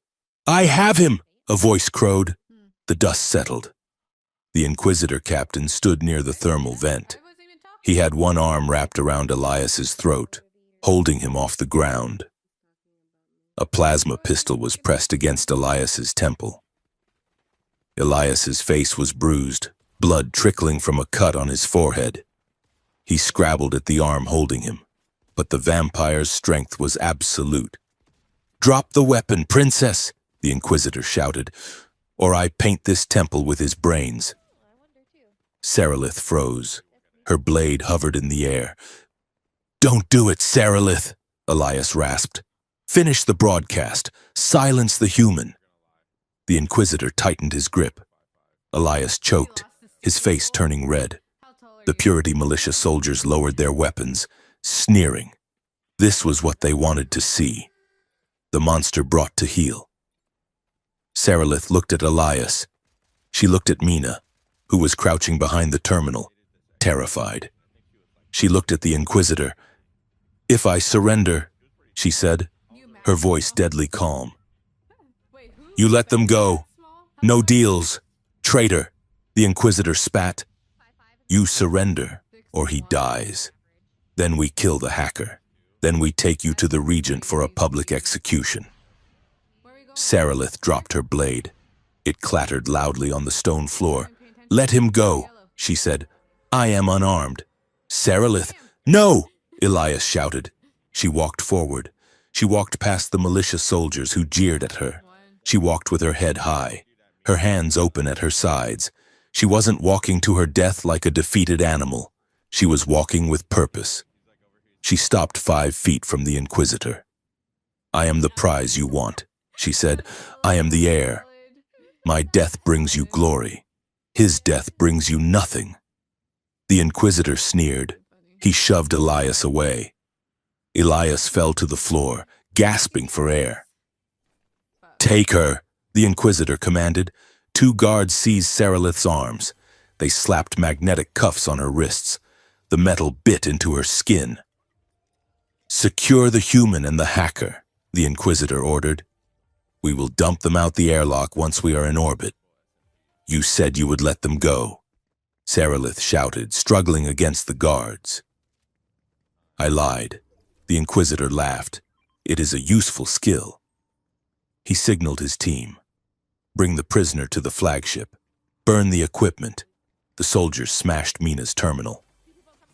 Sparks flew as the delicate components were crushed. Mina let out a cry of dismay as she was dragged away by a militia brute. They dragged Sarilith out of the temple. As she passed Elias, their eyes met. He looked devastated. He looked like he had failed her. She gave him the smallest, almost imperceptible nod. "Trust me," she mouthed. The Inquisitor flagship, the Crimson Judgment, was a fortress of Gothic metal orbiting the asteroid. Sarilith was thrown into a holding cell on the bridge deck. The cuffs were heavy, suppressing her natural strength. The Inquisitor captain stood before her, gloating. "The Regent will be pleased," he said. "The rebellion dies today." Sarilith leaned back against the wall. She looked tired, but she didn't look afraid. A slow, terrifying smile spread across her face. Nice. "You didn't check me," she said softly. The Inquisitor frowned. "What? You were so eager to put me in chains, you didn't check for contraband?" She turned her shoulder. She said that's her There was a small tear in the fabric of her combat suit, right at the collar. The Inquisitor stepped forward, confused. "You smashed the terminal in the temple," Sarilith said, her voice gaining strength. behind you. "You thought you destroyed the transmitter." She laughed, a dark, melodic sound. "Mina is a genius, Captain. She didn't build a transmitter. She built a relay." Sarilith flexed her shoulder. Under the skin, a small, blinking light was visible through the tear. Okay, I'm gonna put in. "I am the antenna," she whispered. I got him, guys. The Inquisitor's eyes went wide. He reached for his radio. Shut the door. "Jam all frequencies." We're locked "Too in late," here. Sarilith said. Protect. She closed her eyes and focused.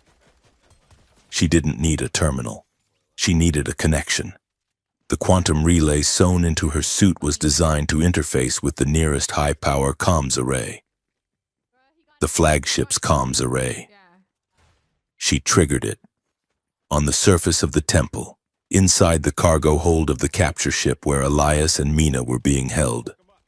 Elias's datapad lit up. It wasn't just his. On the bridge of the Crimson Judgment, every screen turned white.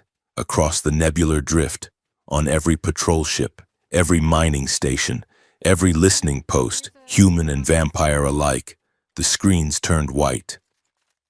Then, the video began to play. It showed the flight paths. It showed the signed orders from Lord Vane authorizing the attack on the refugees. It showed the DNA evidence of Sarilith's engineered hunger. It showed the Regent laughing about the useful idiots in the Purity militia. On the flagship bridge, the crew froze. The Inquisitor captain stared at the main screen in horror. "What have you done?" he whispered. "I didn't turn myself into a martyr," Sarilith said, opening her eyes. "I turned myself into a microphone." The ship rocked. "Sir!" the helmsman shouted. "We have incoming. Multiple vectors." "Who? The Dominion fleet?" "No, sir. It is everyone." On the tactical display, hundreds of signatures appeared. Independent haulers, human patrol ships, and 3 massive cruisers bearing the crest of House Valerius, the vampire reformists. "The truth travels fast," Sarilith said. The Inquisitor drew his sword. "I will kill you." He lunged. The ship shuddered violently as a railgun slug from a human ship impacted the shields. The Inquisitor was thrown off balance. Sarilith stood up. She raised her cuffed hands. "You can try," she said, "but I think you are going to be very busy." She looked at the screen, where the chaos of a galaxy waking up to the truth was unfolding in real time. She was a prisoner. She was in the heart of the enemy's stronghold. But she had never felt more free. The great hall of the Noctis Dominion was designed to make anyone standing in its center feel insignificant. The ceiling was a kilometer high, lost in shadows that swirled with artificial nebula mist. The walls were lined with thousands of floating pods, each containing a noble of the bloodhouses, their faces pale and impassive behind privacy fields. Sarilith stood on the obsidian dais in the center of the chamber. She was shackled in gravity cuffs that weighed heavy on her wrists, forcing her shoulders down, but she kept her head high. She wore the tattered combat suit she had fought in on the moon, a stark contrast to the velvet and silk finery of her accusers. At the head of the chamber, seated on a throne of woven bone and iron, sat the Regent, her father. He looked down at her with a mixture of disappointment and boredom. "You stand accused of high treason." The Regent's voice boomed, amplified by the acoustics of the hall. "You have conspired with human radicals. You have murdered inquisitors. You have abandoned your station and your nature." Sarilith looked him in the eye. I have abandoned nothing but your lies. The regent waved a hand dismissively. You are a broken thing. Sarilith, a defective weapon. We tried to fix you. We gave you medicine to sharpen your edge. But you chose to dull yourself against the soft skin of a human pet. A ripple of laughter went through the noble pods. Where is the human? The regent asked. Bring out the witness. A platform rose from the floor.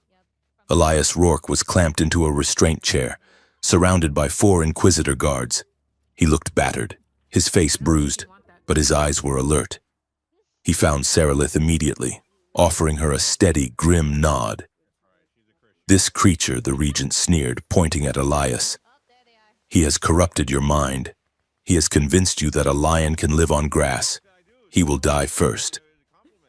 Sarilith. And then you will watch. The executioner stepped forward, a massive figure holding a molecular severance axe. Sarilith felt the fear spike in her chest, not for herself, but for Elias. But then she felt something else, a hum against her skin, the relay in her suit. It is time, she whispered. Suddenly, the massive hollow vaults that lined the upper reaches of the hall, screens usually reserved for displaying the regent's decrees, flickered. The red seal of the Dominion vanished. Static washed over the chamber, loud and jarring. What is this? The regent demanded, standing up. Cut the feed! We cannot, sire! A technician shouted from the control pit. The signal is coming from everywhere. It is internal. The static cleared. The image that replaced it was clear, high definition, and damning. It was a recording of the regent sitting in his private study with Lord Vane and a man in a Helix Vanguard suit, Director Thorne. We need a catalyst, the recorded regent said, swirling a glass of thick red liquid. The peace treaty is a threat to our economy. If the humans are not afraid of us, they will not buy our shielding tech. And if our people are not afraid of them, they will stop paying the protection tithes. Kill the reformist delegation, Thorne said on the screen. Blame it on the Terra 1st Brigade. We get a war. You get total control. And my daughter? The regent asked. She is the perfect scapegoat, Vane replied. She is unstable. We ramp up her dosage, make her look like a monster. When she snaps, we put her down and look like heroes saving the galaxy from a mad princess. The regent on the screen laughed. It was a cold, cruel sound. Done. The video cut to the flight plans for the massacre of the refugee convoy. It showed the financial ledgers transferring billions of credits from the Human War Profit Consortium to the regent's private accounts. Silence fell over the Great Hall. It was the silence of a held breath before a scream. The nobles in the pods began to murmur. The murmur grew into a roar. He sold us out, a voice shouted from the House Valerius pod. He killed our kin for human money. Lies, the regent screamed, his composure shattering. This is a fabrication, a deep fake created by the human witch. But the evidence kept scrolling. It showed the medical logs of Sarilith's torture disguised as treatment. It showed the orders to starve the outer colonies to incite rebellion. On the floor, the inquisitors guarding Elias looked at the screen, then at the regent, and finally at each other. They were soldiers, fanatics perhaps, but they believed they served the blood, not a bank account. One of the guards deactivated his severance axe. Elias saw the opening. He didn't wait. He slammed his head back into the nose of the guard behind him. As the guard stumbled, Elias hit the release on his restraints. Mina had unlocked the software remotely seconds before the broadcast started. The clamps sprang open. Elias rolled off the chair, snatching the deactivated axe from the confused executioner. He swung the blunt end, knocking the giant man to his knees. Sarilith, Elias shouted. Sarilith didn't need to be told. She snapped the magnetic cuffs on her wrists. They were strong, but the anger coursing through her was stronger. She wasn't just breaking metal, she was breaking 20 years of psychological conditioning. With a scream of effort, she ripped the cuffs apart, the metal shearing with a sound like a gunshot. Chaos erupted. The hall dissolved into a war zone. Nobles from the reformist houses activated their personal flight systems, descending from their pods to clash with the regent's loyalists. Human delegates in the observation box began shouting for emergency oversight, their security teams drawing weapons on the Dominion guards.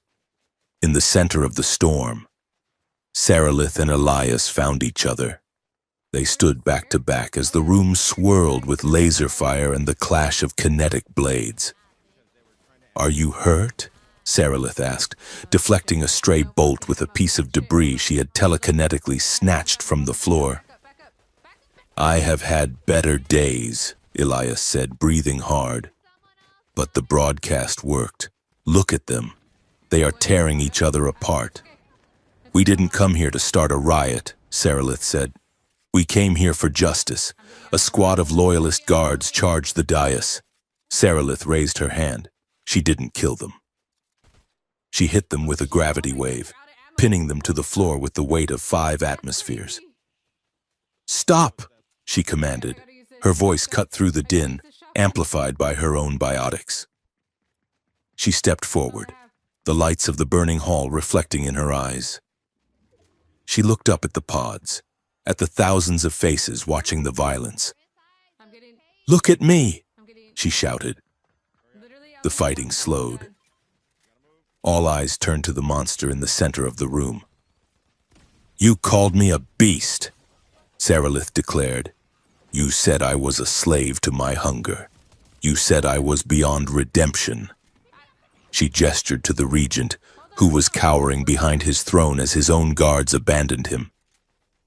"I am a predator," she admitted. Her voice was shaking, not with fear, but with the raw power of truth. "I have the hunger. I want to feed. It is a fire in my veins that never goes out." She looked at Elias. "But I am not a slave. I am accountable. I do not answer to the myths you wrote to control me. I answer to the law. And the law says that a leader does not eat her people." Elias stepped up beside her. He looked small next to the transhuman power she radiated, yet he stood as her equal. "She is not a saint," Elias yelled to the crowd, "and she is not a monster. She is a person who has been starved, tortured, and weaponized, and she still chose to spare the men who tried to kill her." He looked at Sarilith, his gaze softening in the midst of the carnage. "She chose restraint when it was impossible. That is not weakness. That is the only kind of strength that matters." The moment was electric. It was an intimacy displayed before 1,000,000 witnesses, a human soldier vouching for the soul of a vampire princess. "I choose you," Sarilith whispered to him, her voice audible only to him amidst the noise. "Not because I am hungry, but because I am awake." "I am with you," Elias replied. "Until the end." The regent, seeing his power crumbling, slammed his fist onto a hidden console on his throne. "If I cannot rule the night," he screamed, his face twisted into a rictus of hate, "then I will burn it." A siren began to wail. It was a sound Sarilith had heard only in simulations. The solar purge alarm. "What did he do?" Elias asked. Mina's voice burst into their earpieces. "Okay, bad news, and worse news," Mina shouted. "The regent just activated a failsafe. It is a biomechanical device located in his private vault. He calls it the Sun Bomb." "What does it do?" Sarilith asked. "It releases a weaponized UV pulse through the station's ventilation grid," Mina explained. "It is designed to sterilize the habitat. It will cook every vampire on this station in 10 minutes. Humans will just get a really bad sunburn. But your people... Ash, he is going to kill everyone to stop the rebellion," Sarilith realized with horror. for the bit. I can't hack it remotely, Mina yelled. It is hardwired. You have to shut it down manually. Damn. Where is the vault? Elias asked. Beneath the throne, Saralith said. She grabbed Elias's hand. Run. The entrance to the regent's vault was a mouth of jagged metal behind the throne. They sprinted into the dark, leaving the riot behind them. The corridor was not like the rest of the palace, but it was alive. The walls were made of bioorganic matter, pulsing with a slow, rhythmic beat. Veins of luminescent fluid ran through the floor. It is blood-coated, Saralith said. The architecture responds to stress. As they ran, the hallway twisted. The floor suddenly became the ceiling, gravity inverted. Saralith adjusted instantly, her boots finding purchase on the ceiling plates. Elias stumbled, falling upward, but Saralith caught his arm, stabilizing him. Don't think about down, she advised. Think about forward. They navigated the disorientation, fighting through a squad of elite biological constructs, mindless drones made of flesh and steel that guarded the inner sanctum. Saralith tore through them with precision, using her telekinesis to hurl them into the pulsating walls, where the biomatter absorbed them. Mina, we need a route, Elias shouted as he shot a drone in its optical sensor. Left at the giant throbbing heart thing, Mina directed. Also, if we survive this, I want a statue in the new capital, with better lighting than the last guy. I want to look heroic, not constipated. Focus! Mina! Elias barked. They burst into the final chamber. It was a spherical room, suspended in the center of the station's reactor core. In the middle stood the sun bomb. It looked like a dying star trapped in a cage of glass and bone. The light inside was blindingly white, pulsing faster with every second. Standing before it was the regent. He wore a suit of ancient battle armor, intricate and terrifying. He held a longsword made of unstable plasma. So, the daughter returns. The regent hissed. He didn't look afraid. He looked ecstatic. He was a creature of total narcissism, willing to die if it meant taking the world with him. Turn it off, father, Saralith said, stepping onto the central platform. It is over. The people know the truth. The truth? The regent laughed. The truth is that we are superior. Saralith, we are the apex. We do not negotiate with cattle. We consume them. And if the herd turns on the shepherd burns the field. He lunged. The fight was a blur of motion. The regent was old, but he was powerful, fueled by centuries of high-grade blood. His plasma sword cut through the air with a shriek. Saralith dodged, her movements fluid, but he was fast. He clipped her shoulder, cauterizing the wound instantly. You are weak, the regent taunted, driving her back toward the edge of the platform. You deny your nature. You fight with one hand tied behind your back because you are afraid of the monster inside. He struck her again, a heavy blow to the chest that knocked the wind out of her. Saralith fell, sliding toward the drop. Look at you, he sneered, standing over her, crawling. Pathetic, just like your mother. She begged too, you know. Before I opened the airlock, the rage exploded in Saralith's brain. It was white-hot. It was blinding. Her mother. He had killed her. He had admitted it. The monster roared. Saralith's eyes went completely black. Shadows erupted from her skin, solidifying into massive, jagged claws. She screamed, a sound that shattered the glass panels of the bomb's casing. She launched herself at him. She didn't use technique. She used brutality. She caught his sword arm and snapped the bone. She drove her knee into his chest, cracking the armor. She tackled him to the ground and began to pummel him, her fists hitting with the force of pile drivers. Die, she screamed, die! She raised her hand, forming the shadows into a spear. She was going to impale him, and she was going to end him. Saralith. The voice was faint.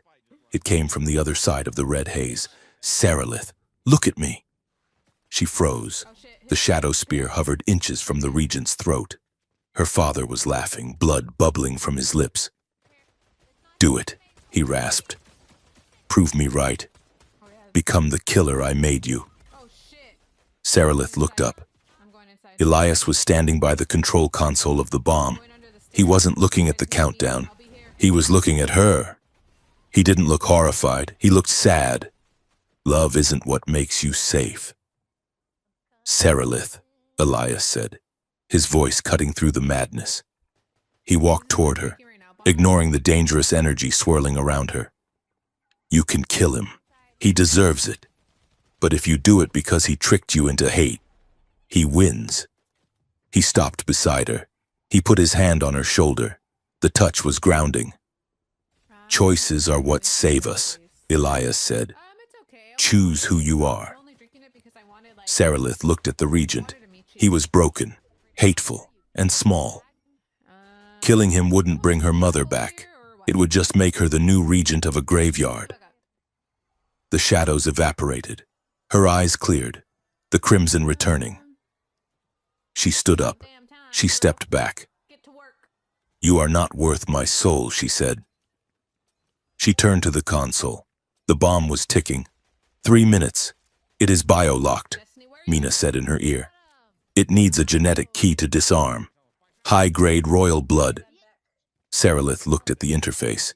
It was a needle. She didn't hesitate. She slammed her hand onto the needle. It pierced her palm.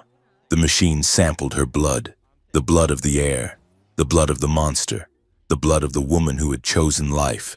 Identity confirmed. Protocol terminated. The blinding light in the cage died down. The hum of the weapon faded. Silence filled the room. The regent lay on the floor, gasping. You fool! You have ruined everything." What am I doing with myself? Sarilith looked down at him.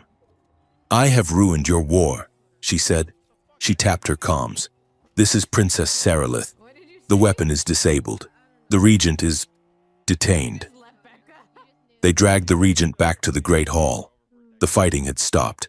The sudden silence of the broadcast and the cessation of the alarm had left the combatants confused. I told you, get in, When Sarilith walked in, dragging her father by his collar, the room held its breath. She threw him to the floor at the foot of the dais. "He is yours," she told the gathered nobles and humans, "not for execution, for trial." How about Lord Valerius stepped forward. He looked at Sarilith with a new expression. It wasn't fear. oh wow. It was awe. Nice. "You spared him?" Valerius asked. "He wanted me to be a monster," Sarilith said, her voice echoing in the vast hall. "I chose to be a queen." Elias stood beside her. He took her hand, interlacing his fingers with hers. He didn't hide it. And this time, no one dared to object. The aftermath was messy. Let's race. Revolutions always are. Race me. Right In the there. days that followed, the Dominion fractured. The revelation of the conspiracy broke the absolute power of the regent's throne. The northern houses, led by the remnants of Vane's faction, retreated to the outer rim, Hold on, let me fix my declaring themselves the true Dominion and closing their borders. But the core worlds, inspired by Sarilith's broadcast, formed a provisional council. They invited human delegates to stay, not as hostages but as partners. Sarilith stood on the balcony of the palace, looking out over the city ring. The fires were out, but smoke still drifted across the starlight. Elias walked up behind her. He handed her a data pad. "The latest reports," he said. "The riots have stopped. The food distribution centers are opening up, and Mina is demanding a raise." "Give it to her," Sarilith said, a tired smile touching her lips. "Give her whatever she wants." Let's go run him over. Elias leaned against the railing next to her. "You changed the world. You know," he said. "I broke it," she corrected. "Now I have to glue it back together." Go. She looked at him. The hunger was there, a low hum in the back of her mind. but it wasn't screaming anymore. It was just a part of her, Oh, wait, like her heartbeat. or Destiny, go run him over. I couldn't have done it without you, she said. You would have, Elias said. It might have taken longer, and you might have broken a few more bones, but you would have got there. He turned to face her. So, what happens now? Yeah.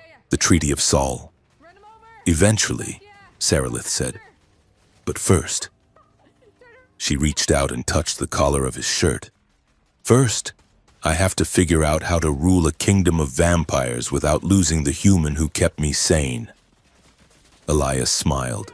It was the easy, crooked smile she had fallen in love with in a medical lab. I am not going anywhere. Princess. I am the leverage, remember? Saralith laughed. It was a genuine sound, light and unburdened. No, she said, leaning in and kissing him softly. You are the anchor. They stood there as the artificial dawn began to brighten the horizon of the ring world. It wasn't the harsh light of a sun bomb. It was the soft, gradual light of a new day. It was messy and uncertain and full of shadows. Crazy. But for the first time in 1,000 years, it wasn't afraid of the dark. The galaxy did not stop spinning just because the truth had been spoken, but the axis had certainly shifted. In the 3 months following the trial, the Noctis Dominion had become a place of frantic, noisy reconstruction. The silence of fear that had once blanketed the ring worlds was replaced by the roar of debate. The video of the Regent's confession had been downloaded 40 billion times. It had dismantled the carefully curated mythology of the vampire aristocracy in less than an hour. Saralith stood in the center of the council chamber, which was currently being used as a triage center for a dying government. The floor was littered with physical paper, a rarity in the digital age, representing the thousands of contracts being shredded. The War Profit Consortium, Helix Vanguard, had declared bankruptcy within a week of the broadcast. Their assets were being seized by a joint task force of human and Dominion forensic accountants. The war machine was grinding to a halt, not because of pacifism, but because no one could afford to pay for the fuel. Princess. A nervous aide from House Valerius approached, holding a data pad like a shield. The delegation from the Earth Coalition is asking for a timeline on the feeding ethics treaty. They are saying the synthetic blood reserves are not enough to guarantee safety for their diplomats.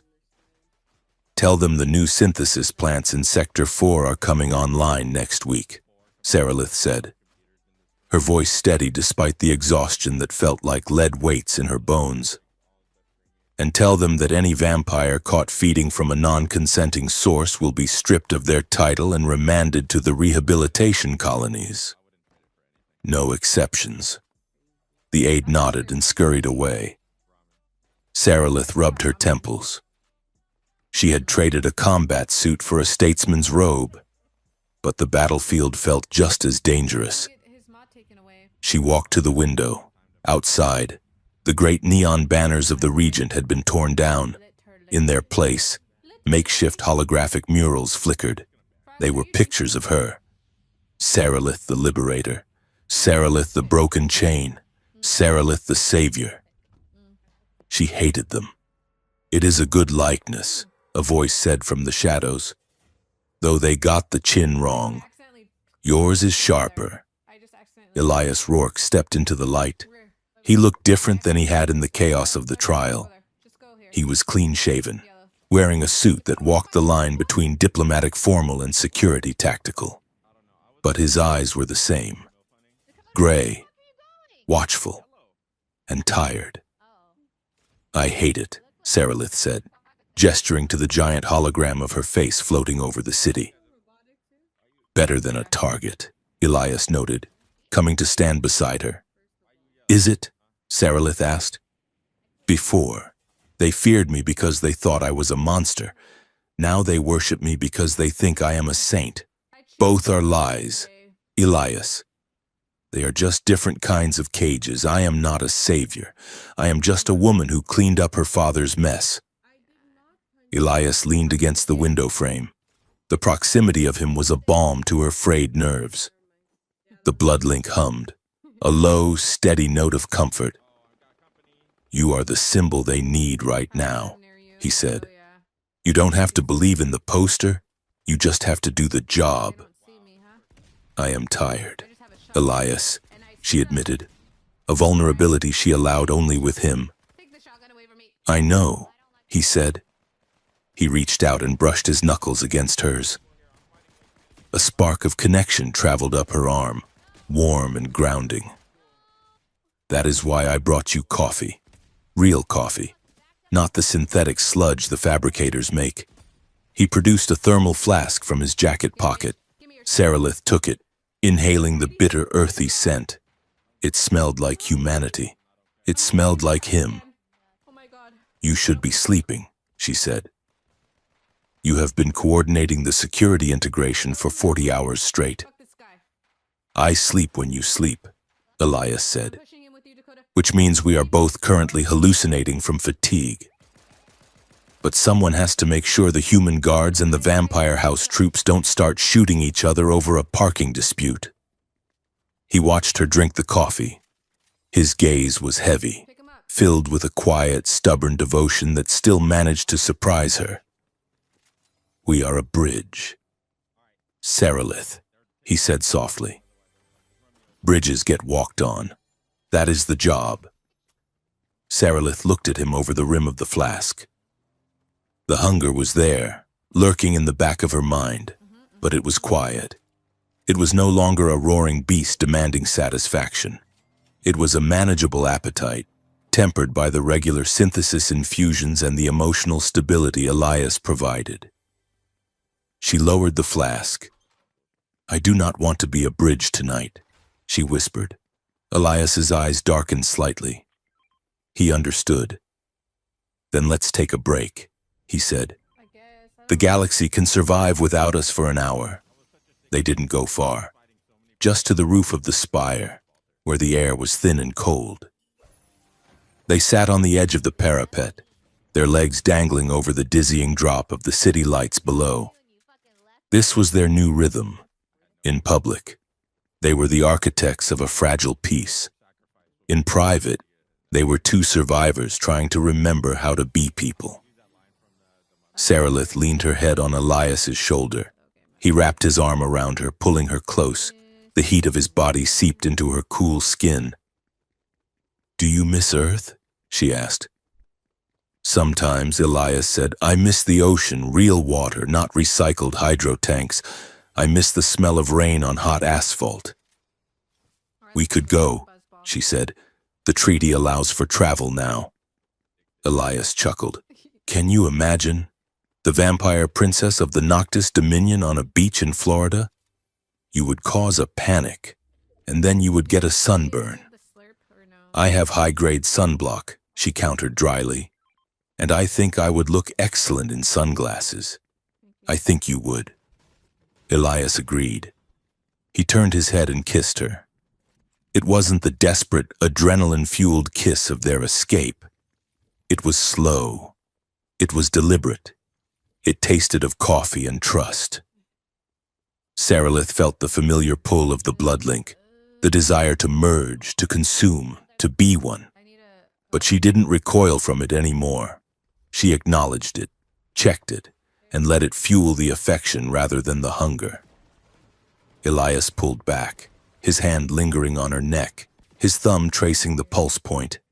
He wasn't afraid. He trusted her control more than she did sometimes. We have a meeting with the Intelligence Directorate in 20 minutes, he murmured against her skin. Sarilith groaned.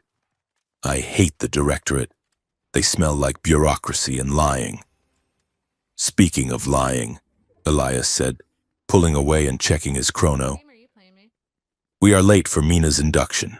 The offices of the newly formed Interspecies Intelligence Network were located in what used to be a Dominion torture facility.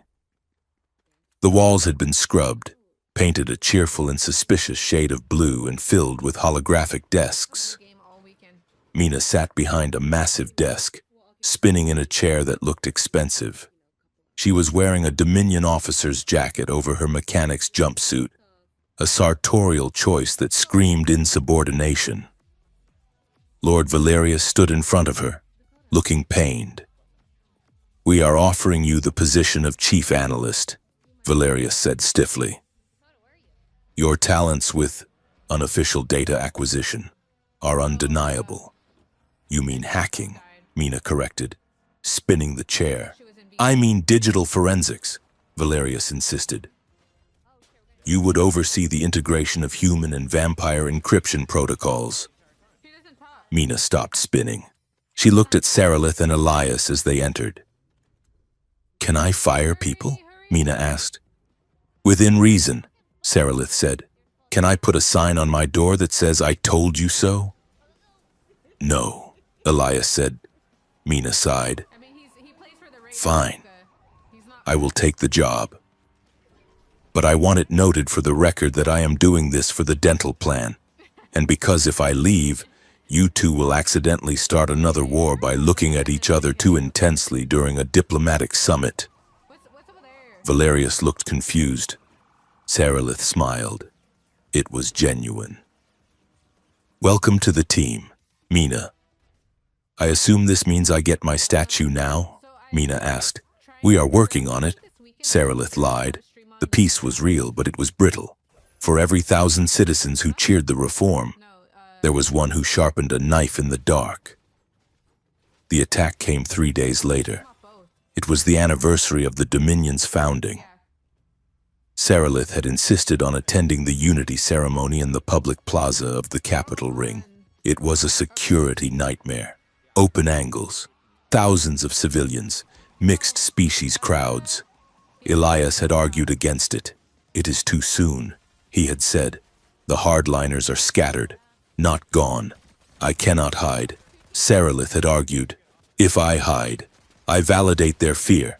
I have to be seen." This was a horrible place to So there she stood, on a raised podium, flanked by human soldiers and vampire guards. She was giving a speech about shared sacrifice. The air felt wrong. I got you. Sarilith's senses, honed by the engineering she had once despised, picked up a spike in heart rates in the crowd. Not the excitement of a fan, the cold, rhythmic pounding of a killer. Who's this Ralphie? "Sector 7, she whispered into her comms. Elias, standing 5 feet away, didn't ask questions. He tapped his earpiece. "Security, tighten perimeter Sector 7. Scan for kinetic signatures." It happened fast. A woman in the front row, dressed in the robes of a mourning mother, reached into her cloak. Do you guys want She didn't pull out a gun. She pulled out an unstable gravity grenade. "Traitor!" the woman screamed. "You killed the regent! You killed our pride!" She threw the grenade. In the old days, Sarilith would have reacted with pure offense.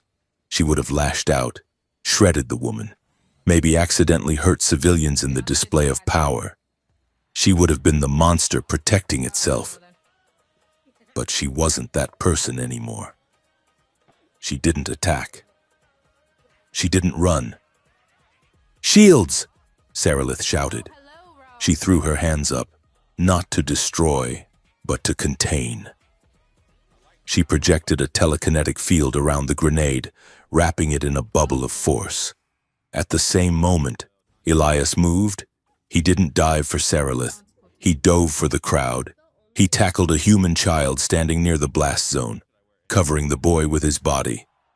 The vampire guards, trained by Elias over the last month, didn't panic. This one, wait. They formed a phalanx around the podium, locking their shields to create a second barrier. The grenade detonated inside Sarilith's force field. The explosion was contained, a violent flash of orange fire that strained against her mind. Down. She gritted her teeth, feeling the pressure like a physical weight on her brain. She held it. She didn't let a single spark escape. When the fire died, she dropped the field. She stood there, shaking, her nose bleeding from the effort. The crowd was screaming, but they were alive. The assassin was already on the ground, pinned by 3 guards. She was spitting curses. Sarilith looked at Elias. He was getting up, dusting off his suit. He checked the boy he had saved. The boy was crying but unharmed. Elias looked at Sarilith. He gave her a thumbs up. She breathed. She hadn't killed anyone. She hadn't lost control. She had trusted the system, and the system had worked. "Take her into custody," Sarilith ordered, her voice amplified by the silence that followed the blast. "Do not hurt her. She will stand trial. We are not them." The crowd watched. They saw a ruler who could have vaporized the attacker but chose law instead.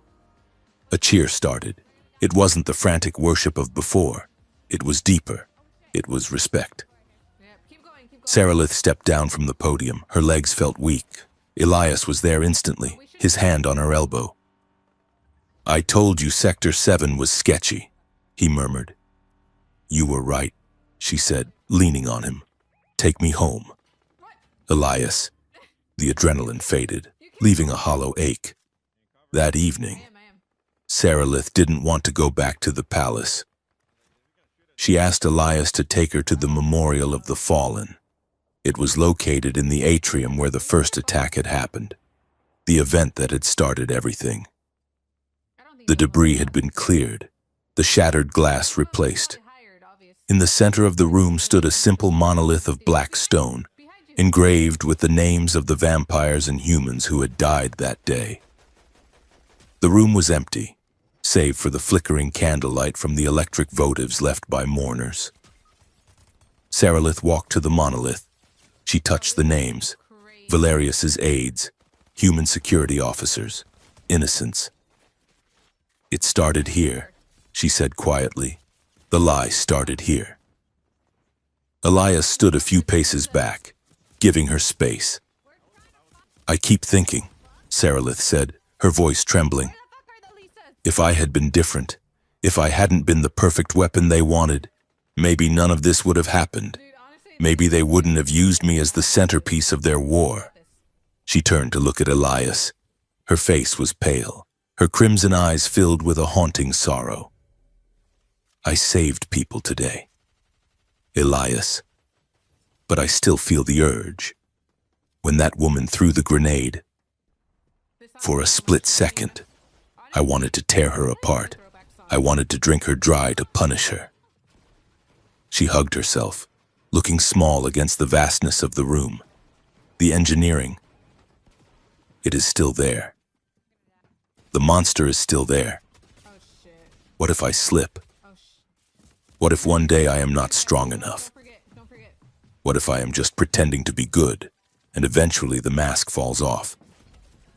This was the core of it, the fear that had followed her from the medical sanctum to the throne, the belief that she was fundamentally unlovable because she was fundamentally flawed. Elias walked to her. The sound of his footsteps on the marble was the only sound in the room. He stopped in front of her. He didn't touch her immediately. He waited until she met his eyes. "Do you know what I saw today?" Elias asked. Sarilith shook her head. "I saw a woman holding back an explosion with her mind to save a crowd that calls her a demon. I saw a leader who could have executed an assassin without a trial and no one would have blinked. But she chose justice." He took her hands. "You are always going to have the urge, Sarilith. That is the biology. That is the hunger. It is part of you." Sarilith looked down. "That is why I am afraid." "Don't be," Elias said firmly. He lifted her chin. "You called yourself a monster until a human loved you." Sarilith's breath hitched. "But I didn't change what you are," Elias continued, his voice rough with emotion. "I didn't fix you. You weren't broken. I only reminded you that what you choose is who you are." The words hung in the air, heavy and absolute. What you choose is who you are. It wasn't about erasing the hunger. It wasn't about rewriting her DNA. It was about the daily moment-to-moment decision to be something other than what she was designed to be. Sarilith looked at him, and the last wall around her heart crumbled. She realized he didn't love her in spite of the monster. He loved her because he saw the woman holding the monster's leash. "I choose you," she whispered. "And I choose you," Elias said, every time. He kissed her then. It was a kiss of sealing, a promise made in the shadow of a memorial, binding their futures together. It was the end of the fear. 6 months later, the starship Aegis sat on the launch pad of the orbital ring. It was a new design, a hybrid of sleek Dominion gravity tech and rugged human engineering. It was ugly, efficient, and beautiful. Sarilith stood on the bridge, wearing a uniform that blended the insignia of the Dominion with the patch of the Earth Coalition. "Status report," she commanded. Mina swiveled in the comms chair. "All systems green. The relief supplies are loaded. The medical teams are prepped. And I have successfully blocked 3 attempts by the press to get a candid shot of you." "Good work," Sarilith said. Elias walked onto the bridge. He was wearing the uniform of the Joint Command. He looked at the crew, half human, half vampire. They were working together, checking monitors, sharing data, complaining about the coffee. It wasn't a utopia. There was still tension. There were still people who sat on opposite sides of the mess hall. But they were on the same ship, going to the same disaster zone, a colony on the outer rim hit by a solar flare, to save lives together. It was a start, ready for departure. "Commander Rourke?" Sarilith asked, a playful glint in her eye. "Ready when you are, High Counselor," Elias replied with a grin. "Take us out." "Mina!" The Aegis fired its thrusters. The ship shuddered, then lifted smoothly away from the station. They moved toward the viewport. Below them, the capital ring curved away into the darkness of space. But it wasn't dark. The dawn simulation was initializing. Along the rim of the world, a line of gold and violet light began to bleed into the black. It wasn't the harsh, burning light of a sun. It was the soft, engineered luminescence of a new day. It washed over the hull of the ship. Sarilith watched it. For 100 years, she had lived in the shadows, told that the light would burn her, told that she belonged in the dark. She felt Elias's hand find hers. She squeezed it. The light hit her face. It felt warm. "It feels like possibility," she said. Elias looked at the dawn, then at her. "It looks like the future," he said. The ship banked, turning its nose toward the deep stars, and accelerated into the light. The monster was gone. The princess was gone. There was only Sarilith, and the man who loved her, and a galaxy waiting to be healed.